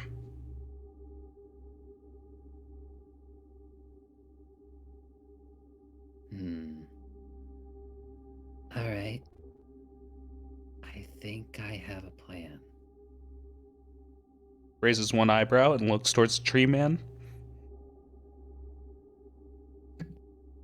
For comedic effect. I will follow Eddie's lead.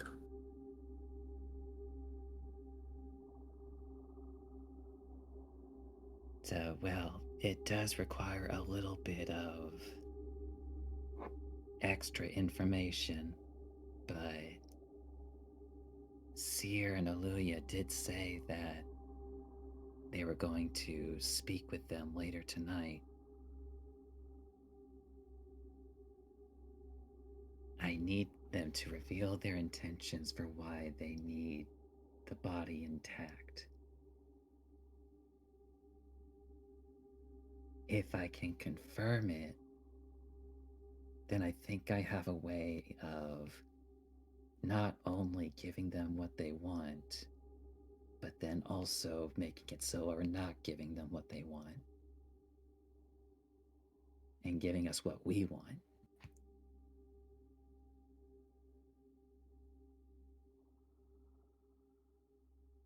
It does mean, though, that we need to cut a deal with your sword. Anything to get rid of the damn thing. What are you talking about? As he's holding the rattling sword.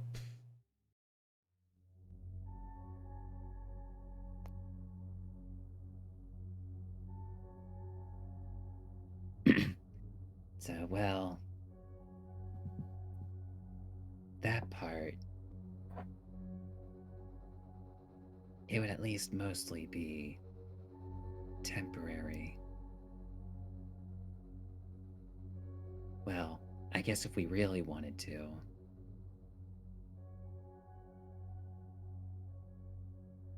You know, most curses lift after the person dies. Lynx.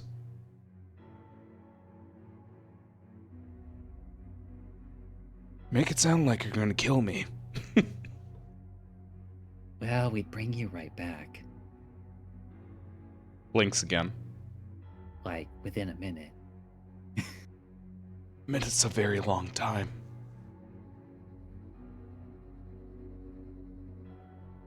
Well, we could do it in 6 seconds. Well, that would be before my turn. Yes, that would work in combat.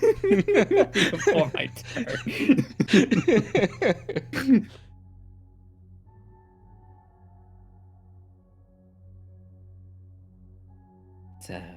But anyway. Although, when you first became cursed by that sword, did you, bond to it spiritually first, or did it just happen the moment you touched it? Happened the moment I touched it.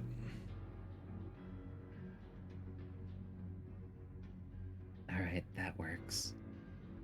And I'm getting the irresistible urge to talk like a cliche pirate. Actual effects of the sword. Look it up. Not fucking with you, dude. Aye, matey. Alright. So, here's my plan. And are we gonna cut at that, or are you actually gonna explain? Actually, we'll cut to that because we'll actually cut to it to where Eddie makes a shell phone call. Mm-hmm. Better.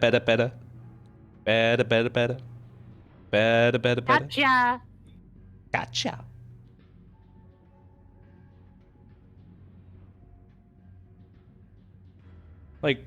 Let me hear the two locations so I can imagine the visual in my head. I imagine there's a vertical streak across the screen. On the left, we have Seer. On the right, we have Eddie. I imagine Eddie's in the bedroom. And in the background, we just see Valentine with the drunken sway as he finished off his spiced rum. Where's Seer and Aluya in this picture? Back in their inn, walking the street. I think we would go back to safety so we wouldn't have issues. We just take the long time, the long method. Okay. Correct. Mm.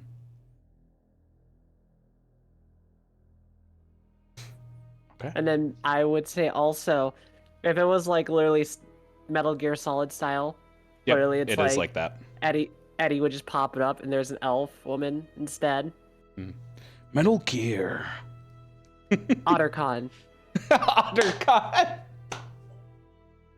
No, you already got inspiration. You're not getting another one. But I burned it. It was really fucking close, though. That almost got me. But anyhow, Sierra would be like, don't be alarmed. I have returned, and we were able to stop a possible riot, although it seems as if these people were influenced by some sort of magic. Is there anything else you might have noticed as well, Aluya? Also, Louis is a man, so they might struggle to make it sound like themselves. Eddie, I don't know if you can hear me. Well, Seer. They were definitely influenced. I noticed one of those Genasi folk that we met hiding out in an alleyway somewhere. They kind of backtracked off in another direction. Currently, we're playing double agent, so while we're helping them, they're hurting us. It seems like they wanted to cause some issues and bring attention somewhere else, since these elves seem to be activists of some sort for a bigger thing, but if they did cause a conflict, I think it'd bring their eyes away from what the Genasi are doing here. I'm gonna excuse myself while you guys talk. I'm gonna use the facilities. Don't worry about me. And again, much like Valentine in the back room getting drunk, we see like an open door to you trying to figure out how the hell it works. Just being confused as hell, and your hand's always covering. So it's just like, what the fuck? I know I'm supposed to stand for this. Step one. If they struggle too long, I'll teach them, since I've worked You're with too enough busy with patients. conversation. No, but I'm just saying, it's like side comment. I'll help them if they can't struggle too much. But anyway, the conflict that we have now is that someone's trying to influence the protesters, aka the Genasi group that we're working with. And my guess is to go against the grain, because I think they're trying to bring distractions away from themselves. Now, we ended it peacefully. No one died. And Aluya, I'm actually rather impressed by how persuasive they can be. I also like wow, I'd never seen how they could be so angry. But we were able to make it so that they scatter and try to keep a peaceful protest. I was able to fix all the people that were influenced as well, so if it happens again, we'll know that someone's constantly trying to influence them with magic.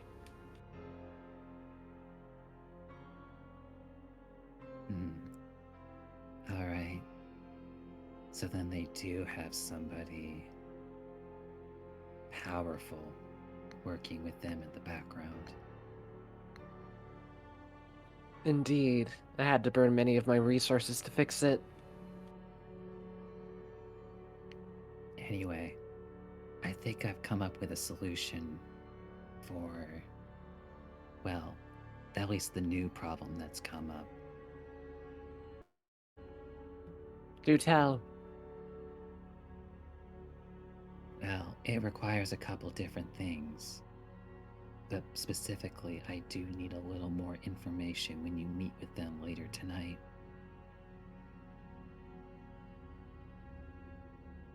What I might do, with your permission, if you don't think it would be an issue, I might try to modify your shell phone to connect with Rascal, so that instead of having to activate it manually here, I could make it so that I could command Rascal to open the channel for you to listen in.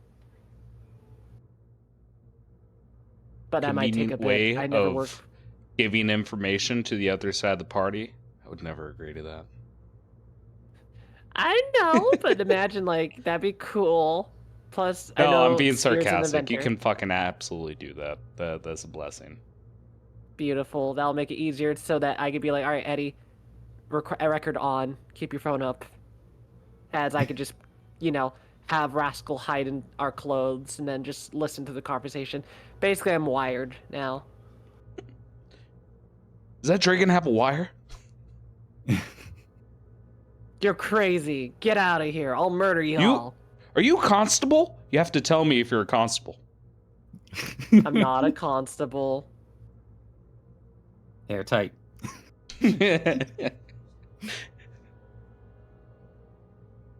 So, yeah. I mean, I guess as long as you make sure that everything inside the shell phone stays with it, then I guess it should work. It'd also be easier than crushing it between our thighs or something like that. If we wanted to disable it, I just ask Now Rascal to hold on. implode. Hang on. Now we're backtrack a little bit here. Now I'm not so into this idea if we're not involving thighs. Wouldn't you want something to explode then? Because I was gonna say I could just ask Rascal to implode themselves. Jesus. Then I just Are pick you up the into an gen and make another explosion Rascal. happening between a woman's thighs? Next question.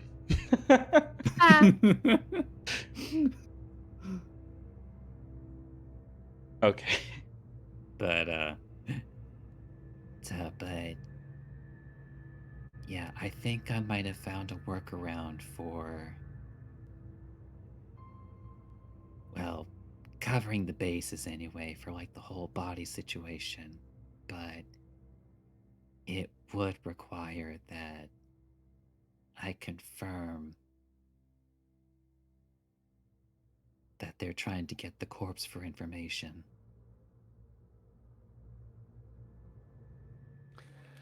I think I could sweet talk them a bit after we handle the situation with this scaleless dragon.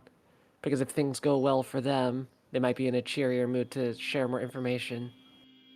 Since, well, what I could say is, like, I could ask questions of whether or not... Well, there's ways of bypassing people from being able to access information, and that is that, do they need the body fully intact? Do I need this and that? And then they might explain why they need it, if that helps out. So I could get that information for you.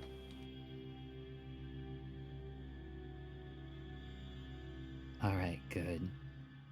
Because I'm fashioning something together, but like all the pieces need to be together first. So, oh, also,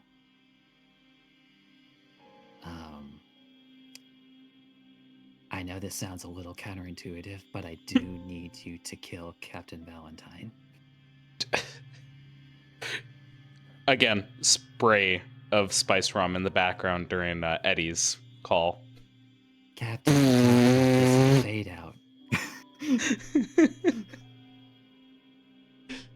Then, well, Eddie, I need to know this particular answer, if you answer this correctly.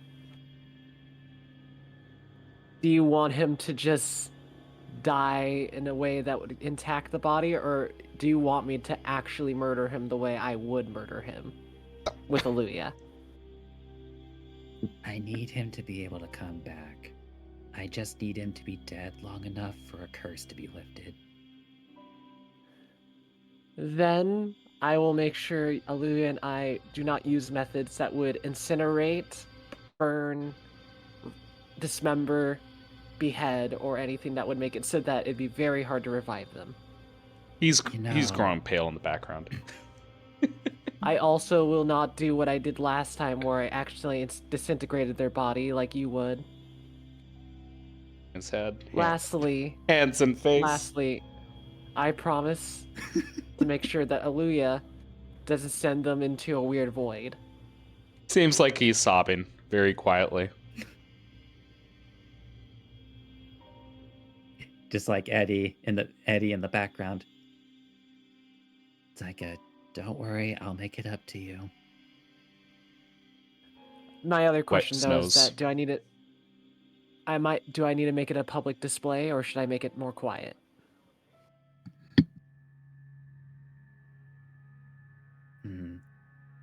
No, it... Zeka considers for a moment. No, it's very important that this is quiet. We need as little information for them as possible. Then just in case, after I modify the shell phone on Spanky, I need you to know this. If I make the shell phone live, it means someone's watching. And not because I let them, it's because they just followed us.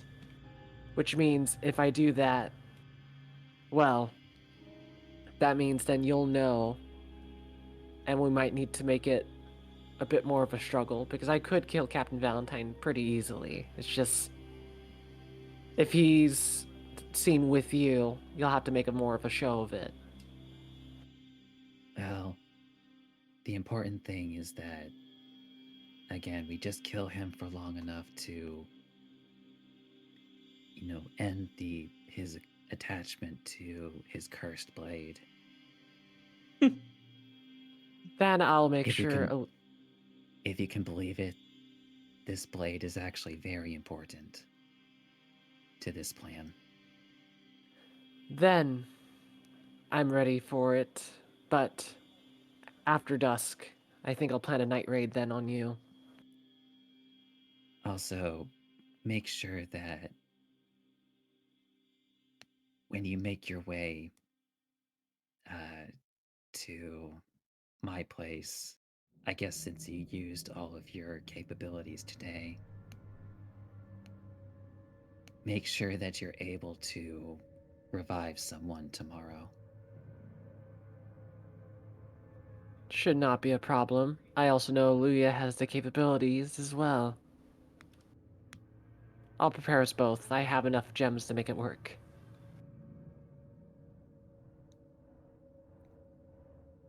All right, then we have a game plan. Hmm. Now, if you'll excuse me, I need to figure out how to barter with a blade. And would you like to use Flash of Genius on your intelligence roll? I will have to, so yes. Okay. You can, as a free action, you can tell Rascal, or Smatty? What the fuck was the name? Spanky. Spanky. You can, with your invention on Spanky, you can open up a line of communication as a free action. And there's no checks or anything. It just works. All right. All right. It sounds like we're kind of fast forwarding towards this meeting. Am I right? Wrong? Is there anything that needs to be handled beforehand? Yes. Why is Luya taking so long? My fault. Yeah, they would have returned back, looking quite pleased with themselves. Just pants. Well, actually, no. I'm gonna allow it to be a check. We're childish like that. We're childish like that. Pee everywhere. Disadvantage, and it's gonna be a straight dexterity check. Because you're unfamiliar. You're especially unfamiliar with your lively sex life. Okay. Yeah, Oh when gosh. you come back, you seem satisfied, but Siri can smell the urine. You're looking down at the pantaloons, and they're just soaked. You look back at the latrine, and hit everywhere besides the toilet.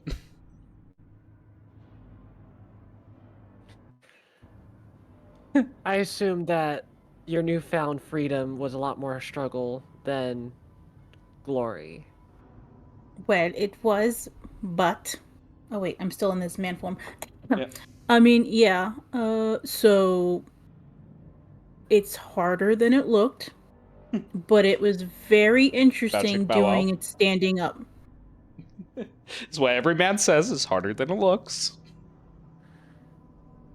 I'll clean up the messes. Just take off the pants and I'll just clean that up too. I could take care of that for you, Luya. Right. And I'll also teach you how to use it, since I also had to deal with patients that dealt with issues like that. Okay. The montage of both Seer and male Aluya, both of which are elves, looking down at male Aluya's crotch. And there's a montage. Yeah, Maluya's crotch. There's just a montage of training with some badass training music in the background. Dun, dun, dun, dun. I was thinking more of the South Park training music that they did for the World of Warcraft. Training montage. Yeah, montage. Yep. Honestly, though, I think it's more of like Seer cleaning up the mess. Yeah. I do want to hear from Rakusan, good old Mavet. Before we do the skip, is there anything in particular that you would have accomplished during the day? Any scenes that you would like to have? Oh, there's really not much for Mavet to do here. Being inside of a building, being a bodyguard with no danger. Maybe just looking at books within the mansion, struggling to understand what what the letters mean. Maybe I can find a good picture book that I can snag. Mm-hmm. Are you learning how to read? I'm attempting it. Okay. Yeah, let's do a quick check on that. Let's do an intelligence check, straight out, just for you.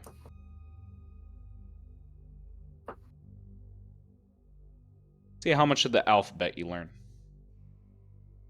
And are you learning common? Yes, I'm learning written common, and I feel because I am illiterate, I should have disadvantage on it. So That's what. No, well, hang on. That's what I would say, but since you dedicated an entire day to it, I feel like the perseverance and time spent offsets the disadvantage.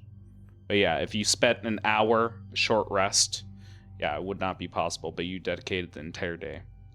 You learned 13 letters, so halfway through the alphabet. Nice. Mm-hmm. Yeah. So just remember, when you try to read things, you can only go halfway through the alphabet when you try to read.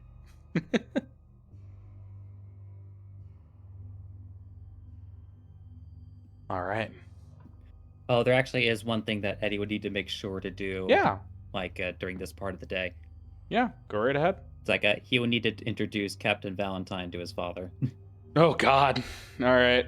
Mavet, you end with this scene. This is gonna be a little hefty one. Yeah. Okay. Please tell me.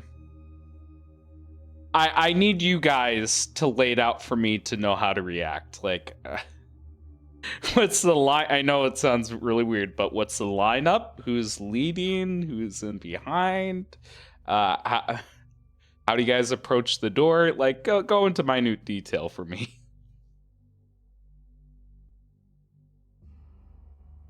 So, well, I imagine that that his father's probably in his study. Yes. Yep, the same place where he had the heart attack. Yeah. His first one. So like, so yeah, like as like Eddie is like like leading Captain Valentine like to the study, it's just like, all right. So it's actually really important that you wait for my signal before you enter. Why is that? Well, Pops has been having a bit of heart issues recently.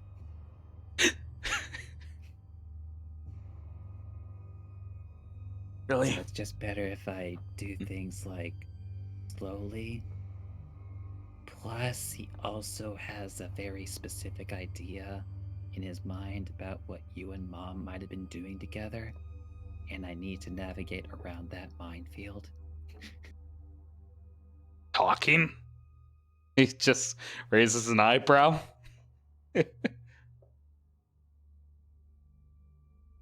No. Why would he have an issue with me and her talking? He seems honestly confused. No, I mean, he doesn't think you were talking. He thinks you were... Making deals behind his back? Raises both of his hands, makes one hand a circle motion, and then the other hand, the finger, and just like starts like inserting the finger in and out of the circle. Yeah, imagine really hands. Squinted eyes scrutinizing what you're doing, and as you begin to make the connection, his eyes slowly begin to widen.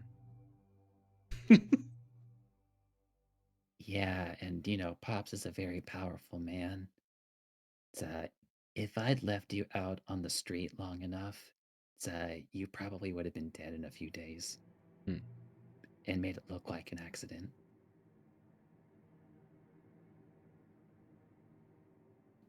Okay. Mavet's just miming Eddie because he doesn't understand it and seeing Valentine's eyes widen. Mavet thinks it's a type of magic trick to charm people.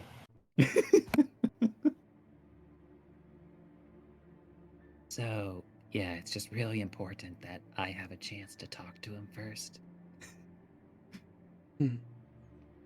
Okay. So you go up to the door. Yep. Yeah, as you approach the door, no perception check needed. You hear a scuffle in the room. You hear like furniture being moved rapidly, the shattering of glass, and 2 sets of footsteps.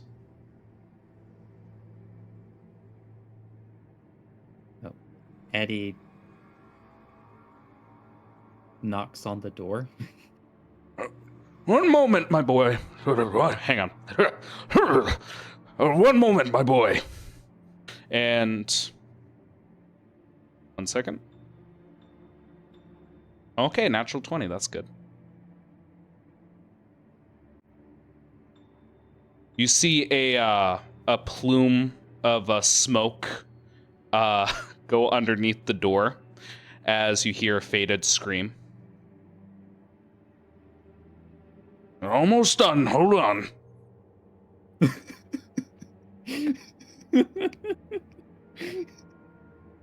And this time it sounds like the splattering of water.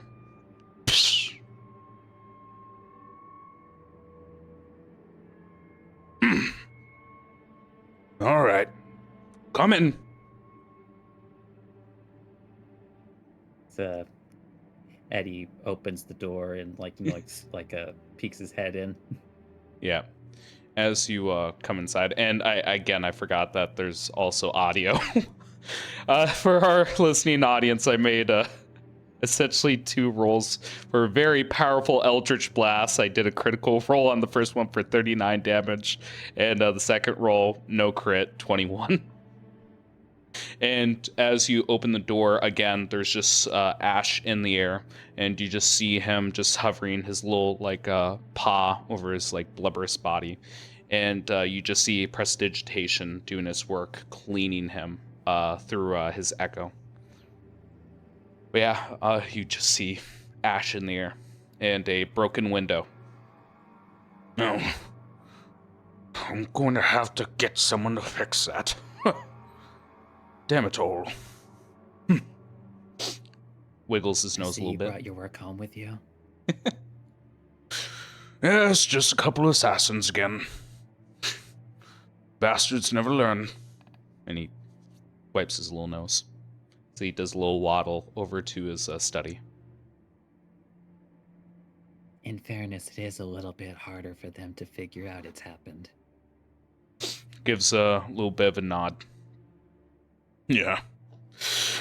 I do say, my boy, it's just becoming more frequent. They think they're so damn clever, but they don't understand the Haze way. And he taps on his the side of his head, then looks towards his echo. It'll take much more than that to take down a Haze. As he readjusts his tie. Little floral purple tie. Yeah, my friends learned that the hard way. Well, I guess not really them. Again, that situation was complicated. Yes. Don't startle me anymore, my boy. I don't think my old ticker can handle anything else. So, well, I do have some good news. Oh, what's that, my boy? Well, I did find Captain Valentine. And you just see a smile spread on his face. Oh, you're such a good lad. What, did you bring me his head?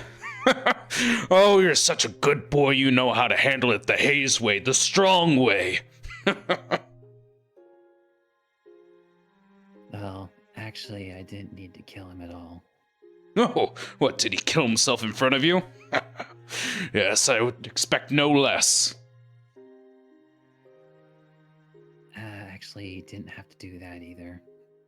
Raises an eyebrow. Well, how did he kill himself? Well, no, he's still alive. The smile drops.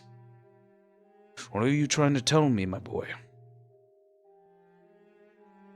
It's like, well, As like Eddie kind of like taking a seat in one of like the comfy chairs. Hmm. it's like I actually had to probe him for information. Because, Nods. I needed to figure out what exactly he and Mom were up to.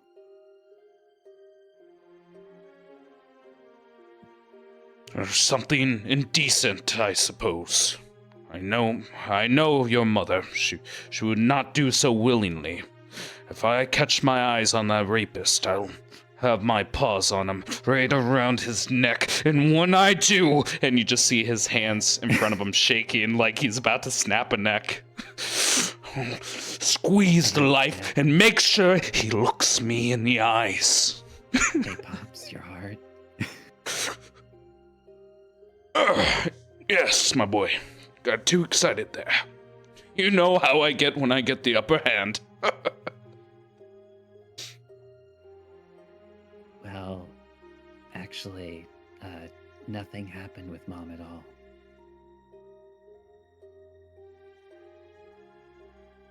He stops and stares at you, puzzling before opening his mouth a couple times and nothing coming out. What makes you say that, my boy? Well, how do I put this? Oh, wait, no. It's pretty easy. He's a much more of a grandpop situation. I feel like at this moment, James would look at the wall, and we see a crooked family portrait. And if you will, Mega, please go in detail of what we see. Like, I want to imagine a group of otters in front of the manor. But I feel like this is a good time to tell the party, like, the hierarchy and what they look like.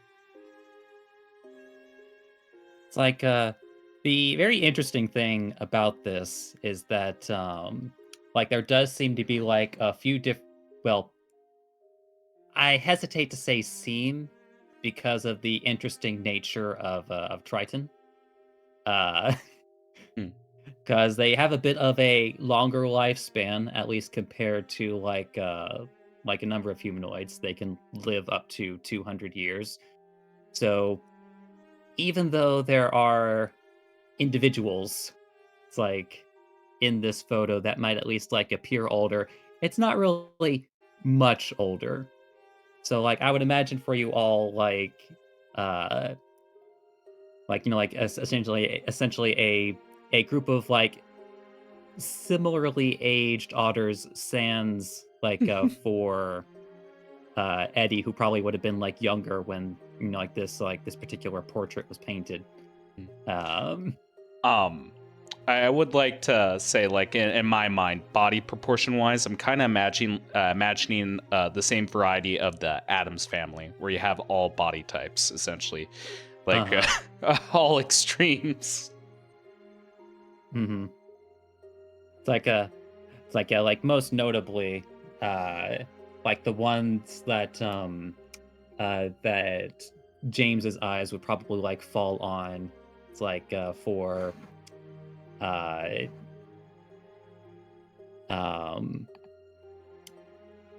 like looking at the portrait.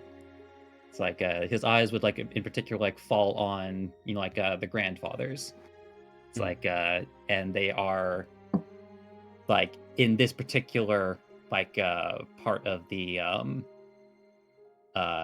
dynamic. It's like one is like a bit more like built, as it were. Whereas like the opposite grandfather is like a bit on the smaller side. It's like probably presenting themselves like like a bit more younger-ish, given the circumstances of Triton. But like basically that classic combination of like well, I'll put it in community terms, somebody that's a bit more I'll just say twunk and twink. Yeah, there you go. There you go. Now we got it.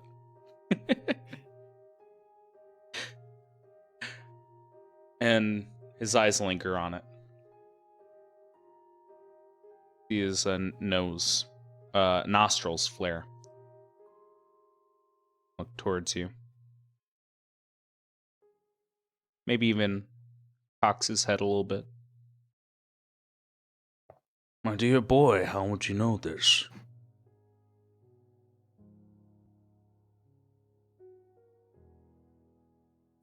The same way I learn about anybody.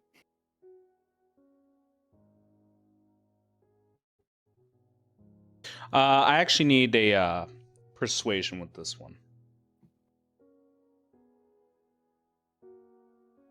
And let me make sure I actually have Eddie. As he is very stubborn on this issue.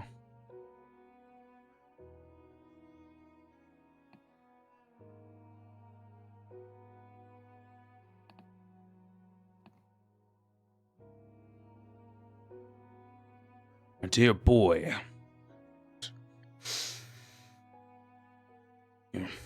you are certain. 24. See him give you an incredulous look. And then his expression softens a little bit. It's like, and Eddie will just say, again, maybe with that more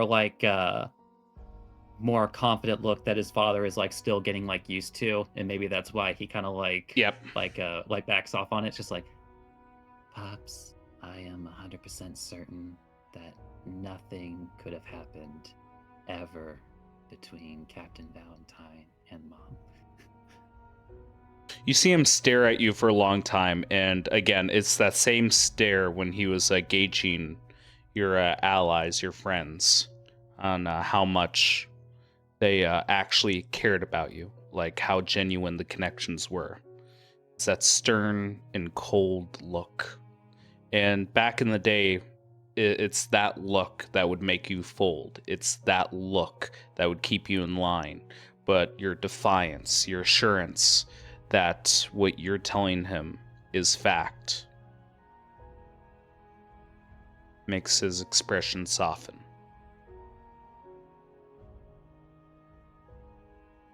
Takes a very deep breath, and you see some fire escape his nose.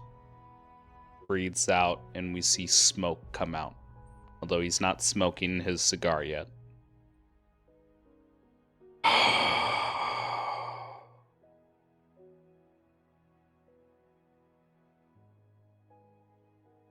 And it appears that I'm mistaken.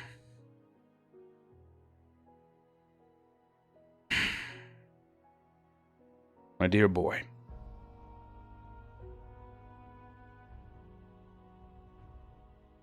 beyond what we say at this point, I want you to convey one message for me to Captain Valentine. You see him, his little paw, tapping on his desk. I have 8 shots, and I don't miss. And I think to accentuate that point, his finger drags along the desk, and we see ash coating his fur.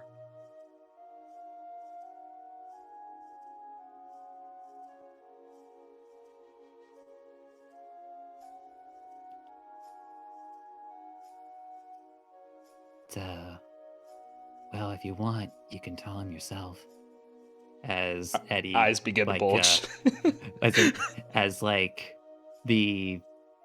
Eddie opens the door. Yep. In walks Valentine. Mavet, do you follow suit or do you stay outside? Hey, Papa Eddie. His eyes stare at Valentine, flicker to the woodman, to which he gives a nod, then back towards Valentine. I hope you heard that. His eyes are just slits from how much he's squinting. And you just see Valentine come in sheepishly, like maybe even a hand rubbing the back of his neck and another hand over his throat.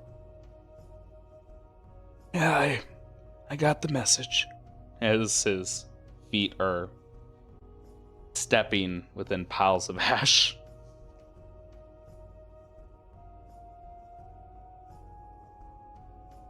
Then James, his eyes dart towards Eddie once more, nose wiggling in the air, hands moving towards his cigar as he goes to clip it.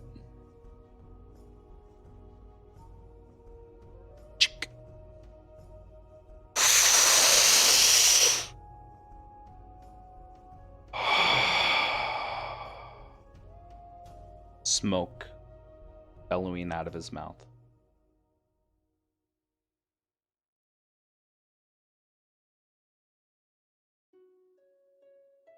Trying to think at this moment in the conversation. With that out of the way, Pops, we do have a couple things to discuss, and it does involve Captain Valentine.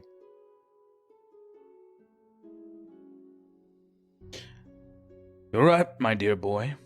There's something I would like to know. He flicks his cigar into an ashtray. Obviously, gilded in gold. How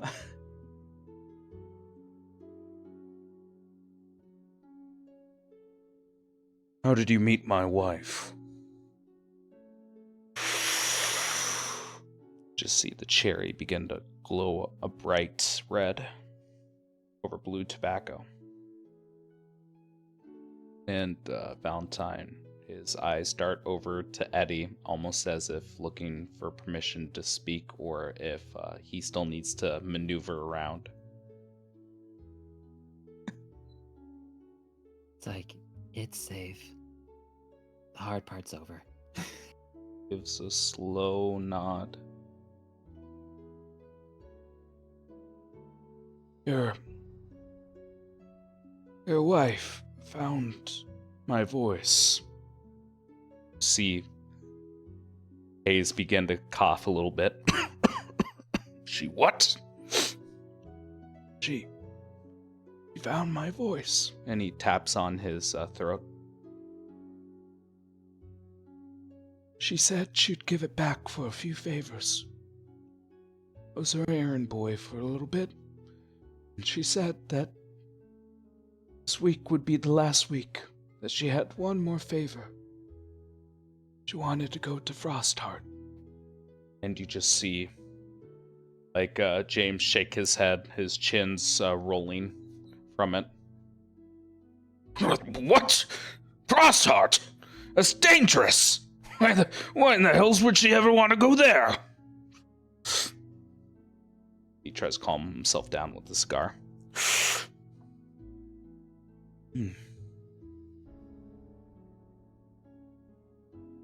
And I think Valentine would look at the ground for a moment before meeting the gaze once more, and he would just say,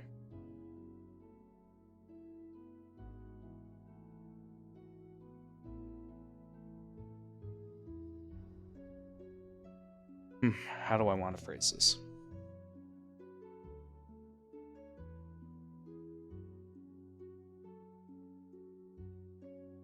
She said that she felt like she was walking through a swamp. That she would clear this quagmire. To be perfectly frank, I feel a bit scuffled on the details, but it had something to do with the imports and exports. It revolved around Frostheart. Pops, you remember us talking about the Rebirth Bastion? Gives a nod. As you see like a few gears rolling in his head. Well, one of the head honchos is this guy called Quagmire. And I'm thinking that Mom probably figured out that he was involved with all of the problems that our family's been facing, well, business-wise. James begins to lean back in his chair. And he says nothing. He takes another drag, allowing you to continue.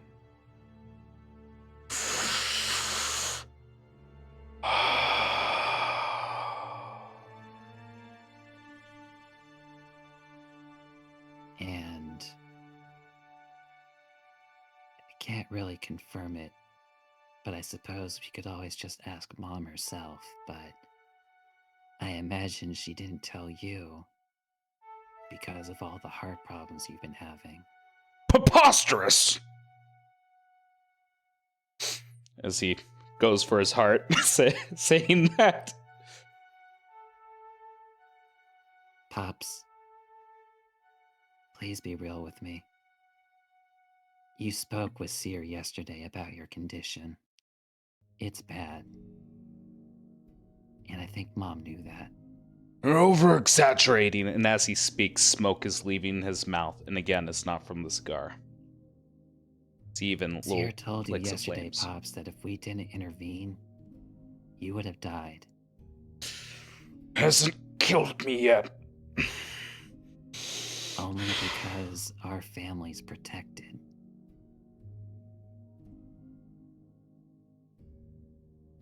And again, he gives you that cold look. If Not it were willing to do anyone it. else, you would have been dead. You see his reluctance. He doesn't want to admit weakness, especially to his own son. Self-evident.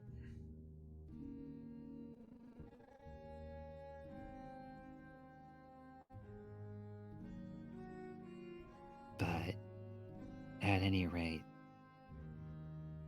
this involves all of us now.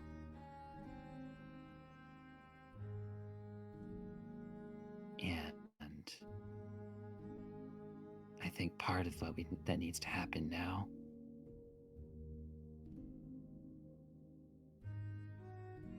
well, two things need to happen. One, we do need to get Captain Valentine his ship. At least if nothing else, it has Hayes imports on it. Valentine gives a nod.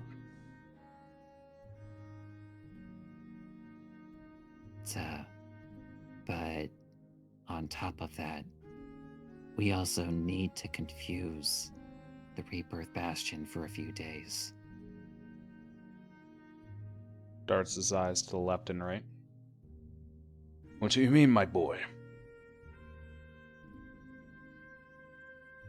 Well, as we come to find out, the Rebirth Bastion wants Captain Valentine dead. But then they also want what he knows. And we can't give him either.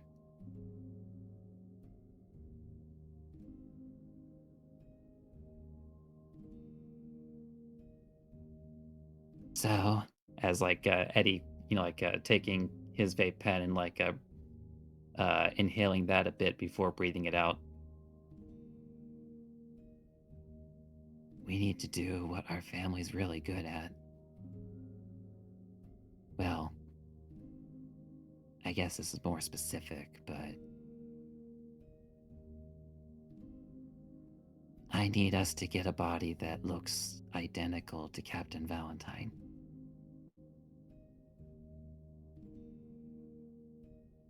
Smokes cigar.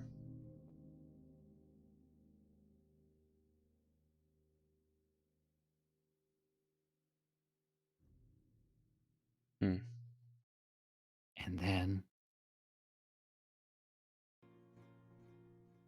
hopefully once this plan's worked, we have a number of days to start making moves against them. And if we play our cards right, well, not only will we be protecting this estate, this island, arguably this whole region, but if nothing else, probably saving the business. But we gotta take out this Quagmire guy, as well as their leader.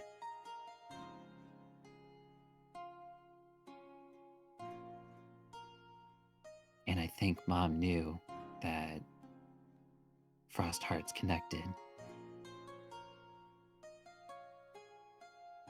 You see a gleam behind James's eyes.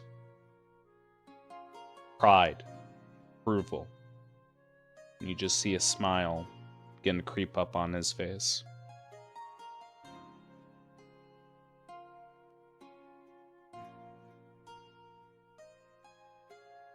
And I think he might even say to you, Eddie,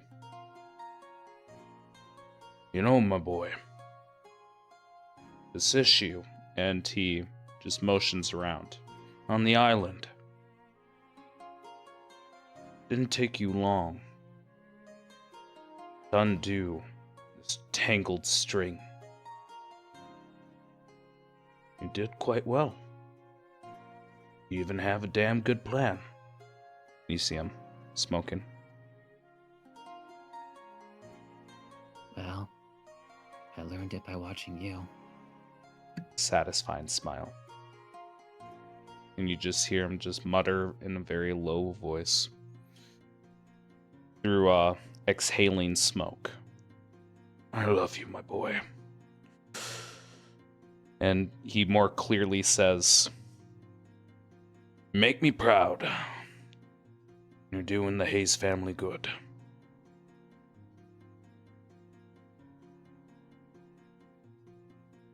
he Like, exhales. Yeah, go ahead. Eddie smiles, nods, breathes in himself. Well, then we better get to work. Gives a nod. You'll have your body. And I kind of want to imagine smoke fills the screen and it goes black. All right. If you guys don't mind, I'd like to take a quick 5-minute break here. And during this break, if you guys want to, you can discuss plans, ideas, but I'm only going to allot about 5 minutes before we start heading towards the end of the session here. Snack time. Yep.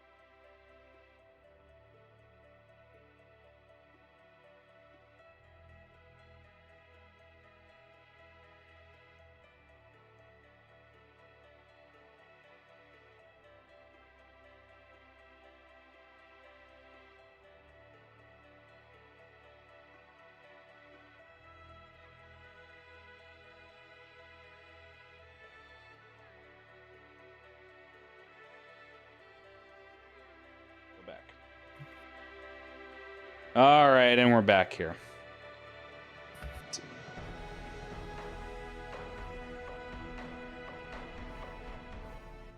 Much better. All right, Eddie. We see we see a pristine facility within your manor. I kind of want to imagine you guys have your own morgue for one reason or another. Within a cold table. One reason or another. Yeah. There's a specific reason why it's here. It's just we're not going to paint the picture. I like the mystery behind it. For some reason, you guys have a morgue, and we see a cold corpse that looks very close to a Valentine laid onto the table. And Mavet, you're here. Eddie, you're here. And unless I'm looking at Valentine himself, I would also say Valentine is just looking with disgust from a distance.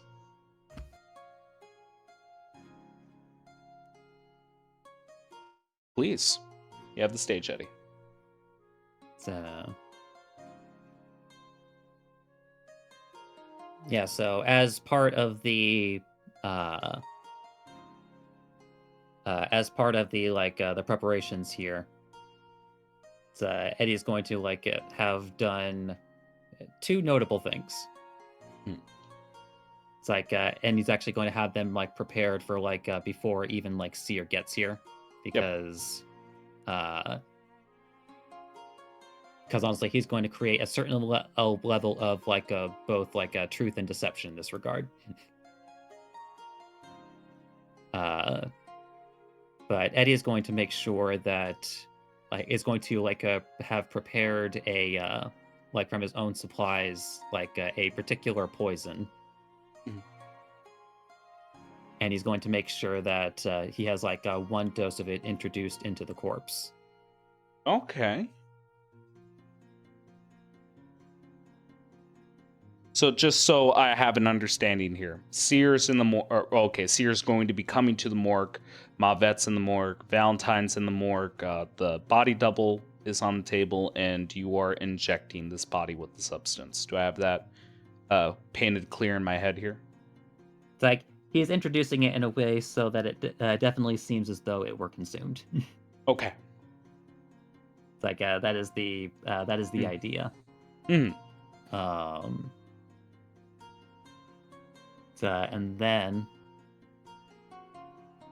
it's and then previously through his own family's resources, he's going to make sure that this body has already been spoken dead with.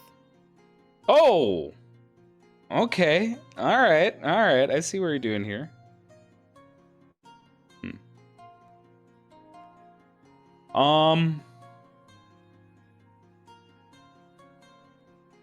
Here's the thing. This is what I want to do here. Mavet, you here? Yes. I'm going to say that no one in this manor knows the spell, Speak with Dead, but you've been given a druidic focus. It's a specific towards druids where only druids can use it that has one charge of Speak with Dead. It's been mostly expended. And again, for some reason, it's in the morgue. So it might really paint a picture of what the hell's happening here. But yes, it's one of the last uses of it. You are going to have to be the one that casts the spell. So Mavet will cast the spell. Well, let's go into a little bit more detail here. It does have a charge of it. Yep. Yeah, and because it's a magic item, there shouldn't be any use to it. That's only with spell scrolls. Yes, carry on. You cast what does the instrument look like?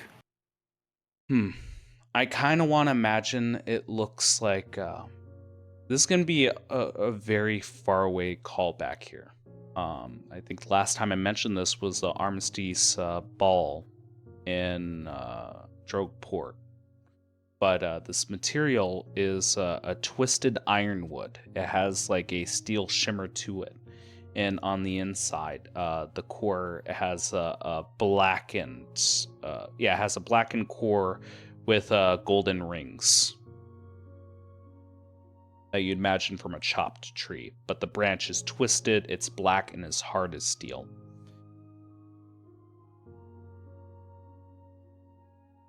The Mavet will grab the instrument, give it a little shake to activate it over the corpse's face, and cast Speak with Dead.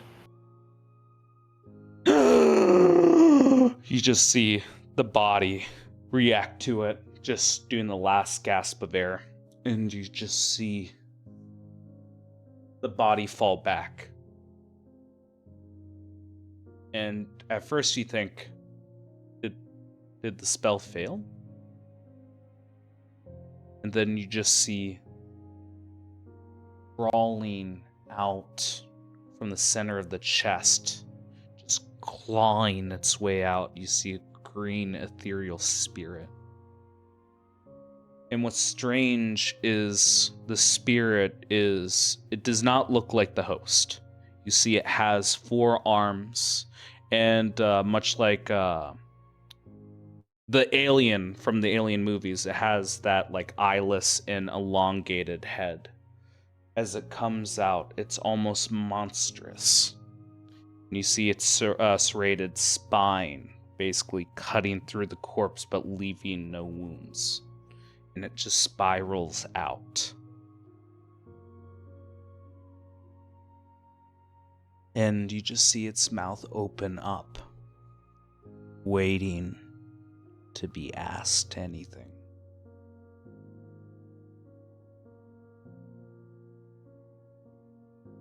What is Eddie? your name? Edward Tillinghast.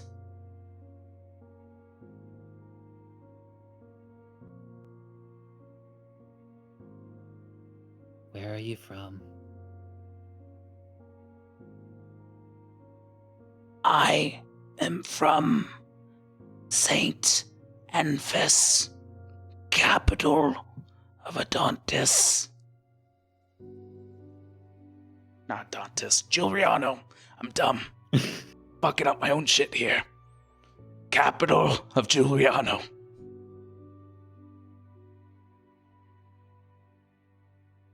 How did you die?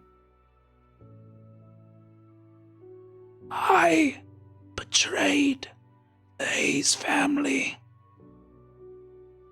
I sought the life of one of the family members. I paid the price.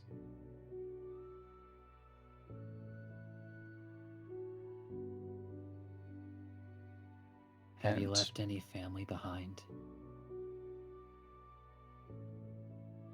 One bastard, an whole house, 2 daughters, with the noble.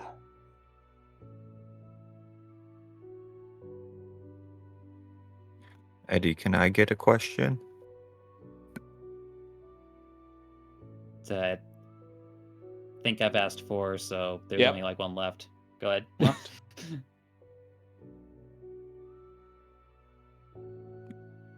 Are you scared? Its head does a 180 in the wrong direction to face you. Because I imagine you and Eddie are right next to each other. All it would have required is a slight tilt, but it goes in the completely wrong direction.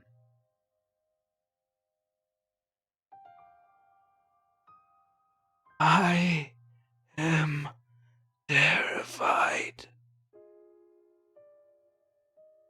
It sees me. And it looks up towards the sky, but you just see the ceiling above you.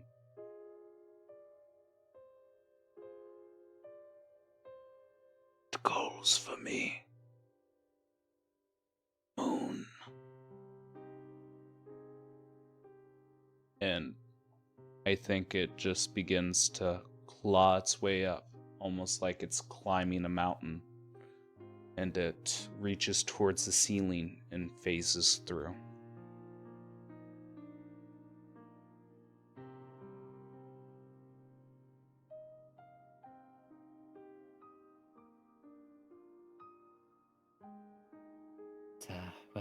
that's been taken care of. Looking over to Captain Valentine. Sorry you had to see that.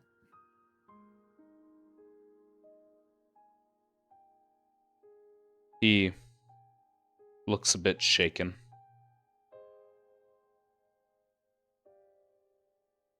It's a bit surreal to see my own face and a spirit leaving it.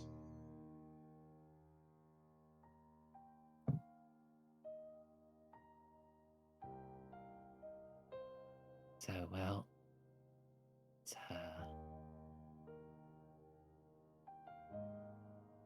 Seer's gonna be here in a bit, but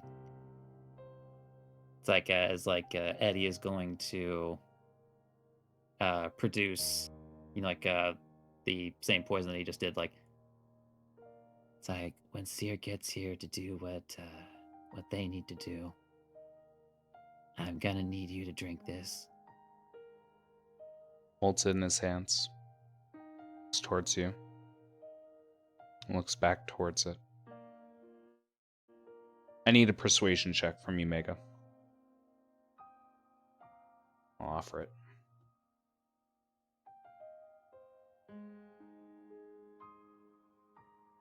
And then, while you're doing that, I'm going to have him make me a will save.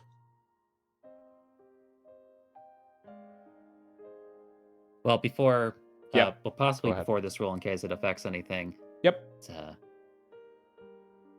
For what it's worth, this is the most painless way to do it. And I do have the thing on me to make sure that it leaves your system. Basically, the quickest and painless way to do it with the lowest probability of anything going wrong. I'll make it with advantage with the +2. Because you have a solid plan. You outlined exactly what's going to happen. It now just takes courage and convincing. So I'll make that a +4 with how high you rolled.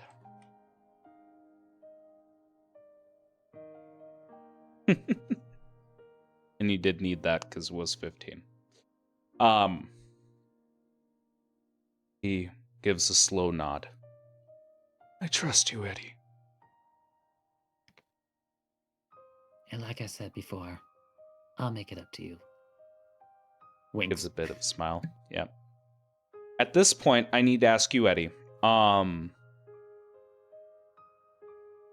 During the speak with Dead, with the body on the table, is there a cloth over it? Like, explain like how this body looks at the moment.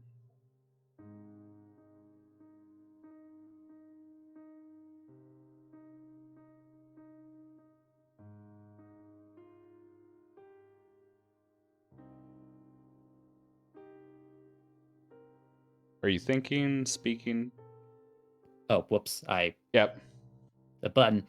It's like Yep. Well, yeah, like after that whole, thing, especially to make sure that Aluya doesn't freak out. Yep. It's like he is gonna put a sheet over it. Okay. Yeah. And that's exactly what I want to hear. Is everyone's gonna make me will saves.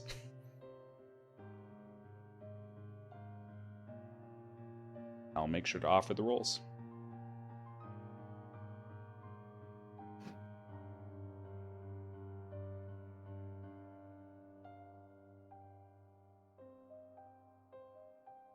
I'll make the roll for our dear vet.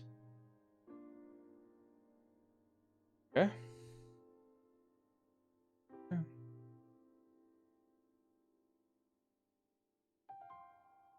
Okay.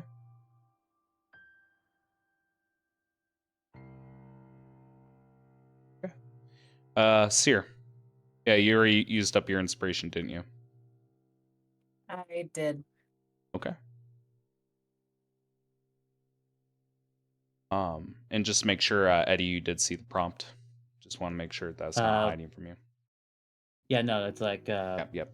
Yes, Yes, sir. Actually, because this might be important enough, although your saves aren't that great.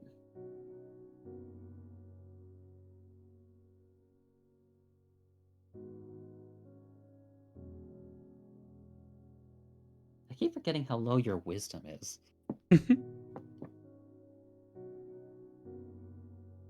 I'm not that great. Yep, it's only +1 with the wisdom, -1 for exhaustion.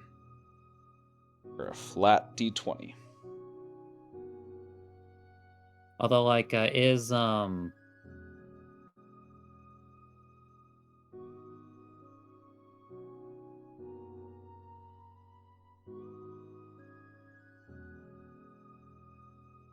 wait, actually, oh sorry, because like haven't we already had like 2 scry saves today?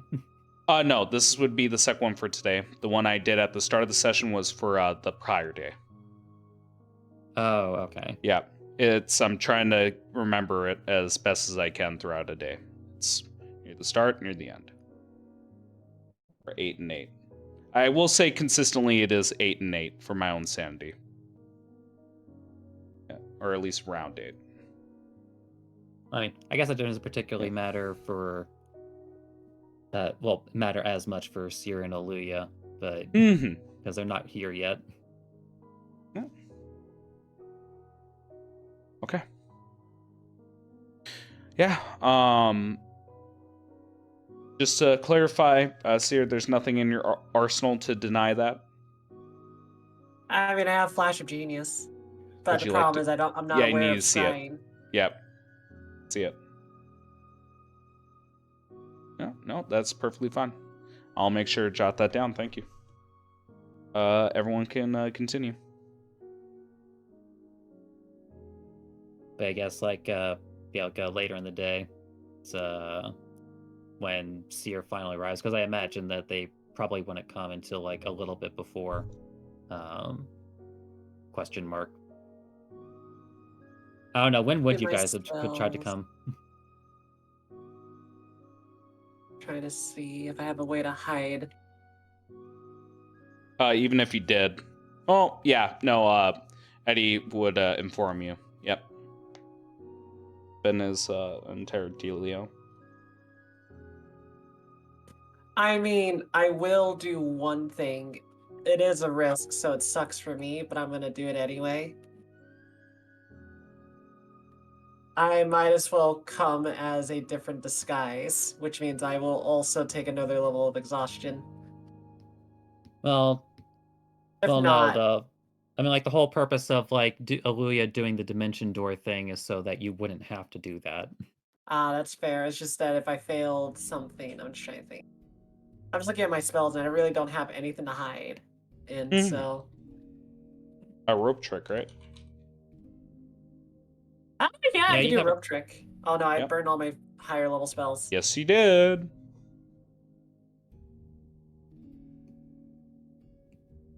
Let's... disguise self. I don't want to do that. Okay. You know, I could do one thing where the golden cloak, the cloak of Cyrus. Well, honestly, this is more of a situation where, like, I don't think you really need to worry about that, because I think it would be very suspicious if they were happening from a meta perspective, happening at the exact time that we are having the meeting that we're having right now. Especially since it's only a 10-minute window. Fair. I don't think we should have that particular role influence, like, how you come to this particular meeting, like with Eddie. Yeah. Because again, it'd be just be very suspicious if it were happening at this specific moment. Fair enough. Then I will do as if Eddie tells me of things or stuff like that, I will basically... Okay. You know. I'm just jotting this down quick so I don't forget. Or honestly, if Aluya is feeling particularly there we go. paranoid, she could always just cast a higher level Dispel Magic on you. I do have Since the that. spell target is like you. Might be safer because we don't want them to see all the connection stuff. Mm-hmm. Yeah. For the information you have to work with, Aluya, whoever's doing this has only heard of you guys secondhand. Been able to just breeze past these checks.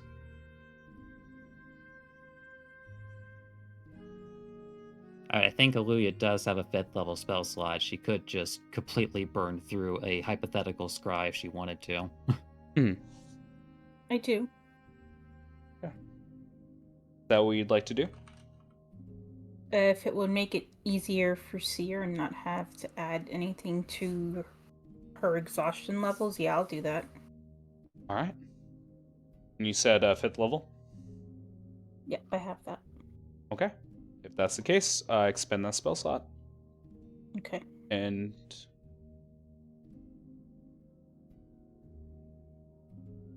just because for shits and giggles, you feel as you dispel this magic from Seer, you feel an intense rage as you kill it.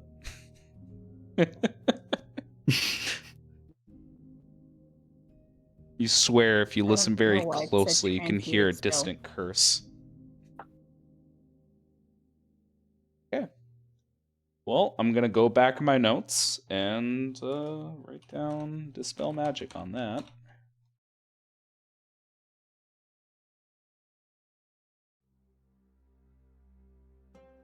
But anyway, on to the meeting. Yep. Perfect.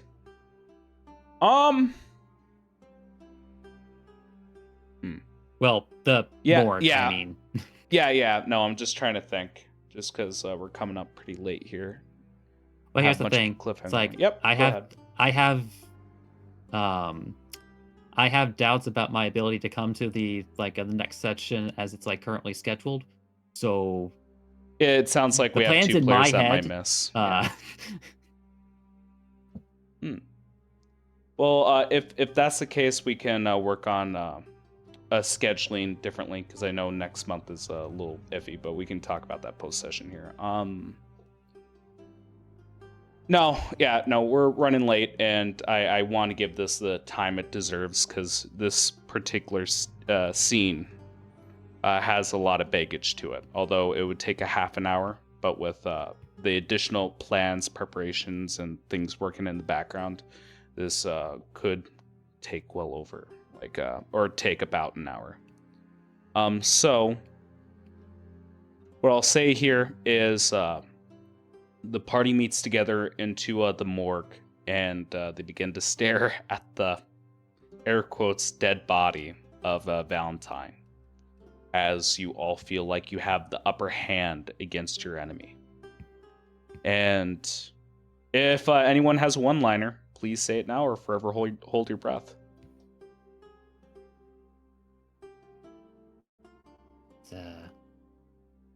It's like, you know what? It's like Eddie just leading Seer over.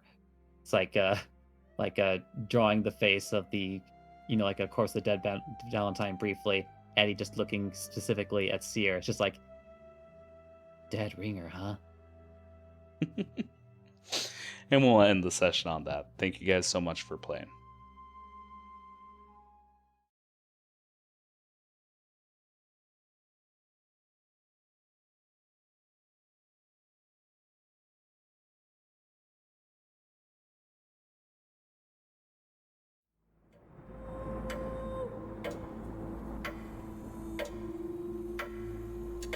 This has been House Common Blood.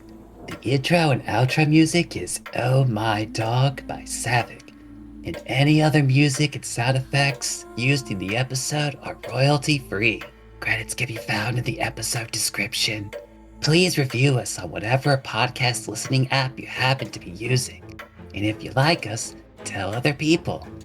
Word of mouth is the best way for us to grow. Thank you for joining us. Stay connected.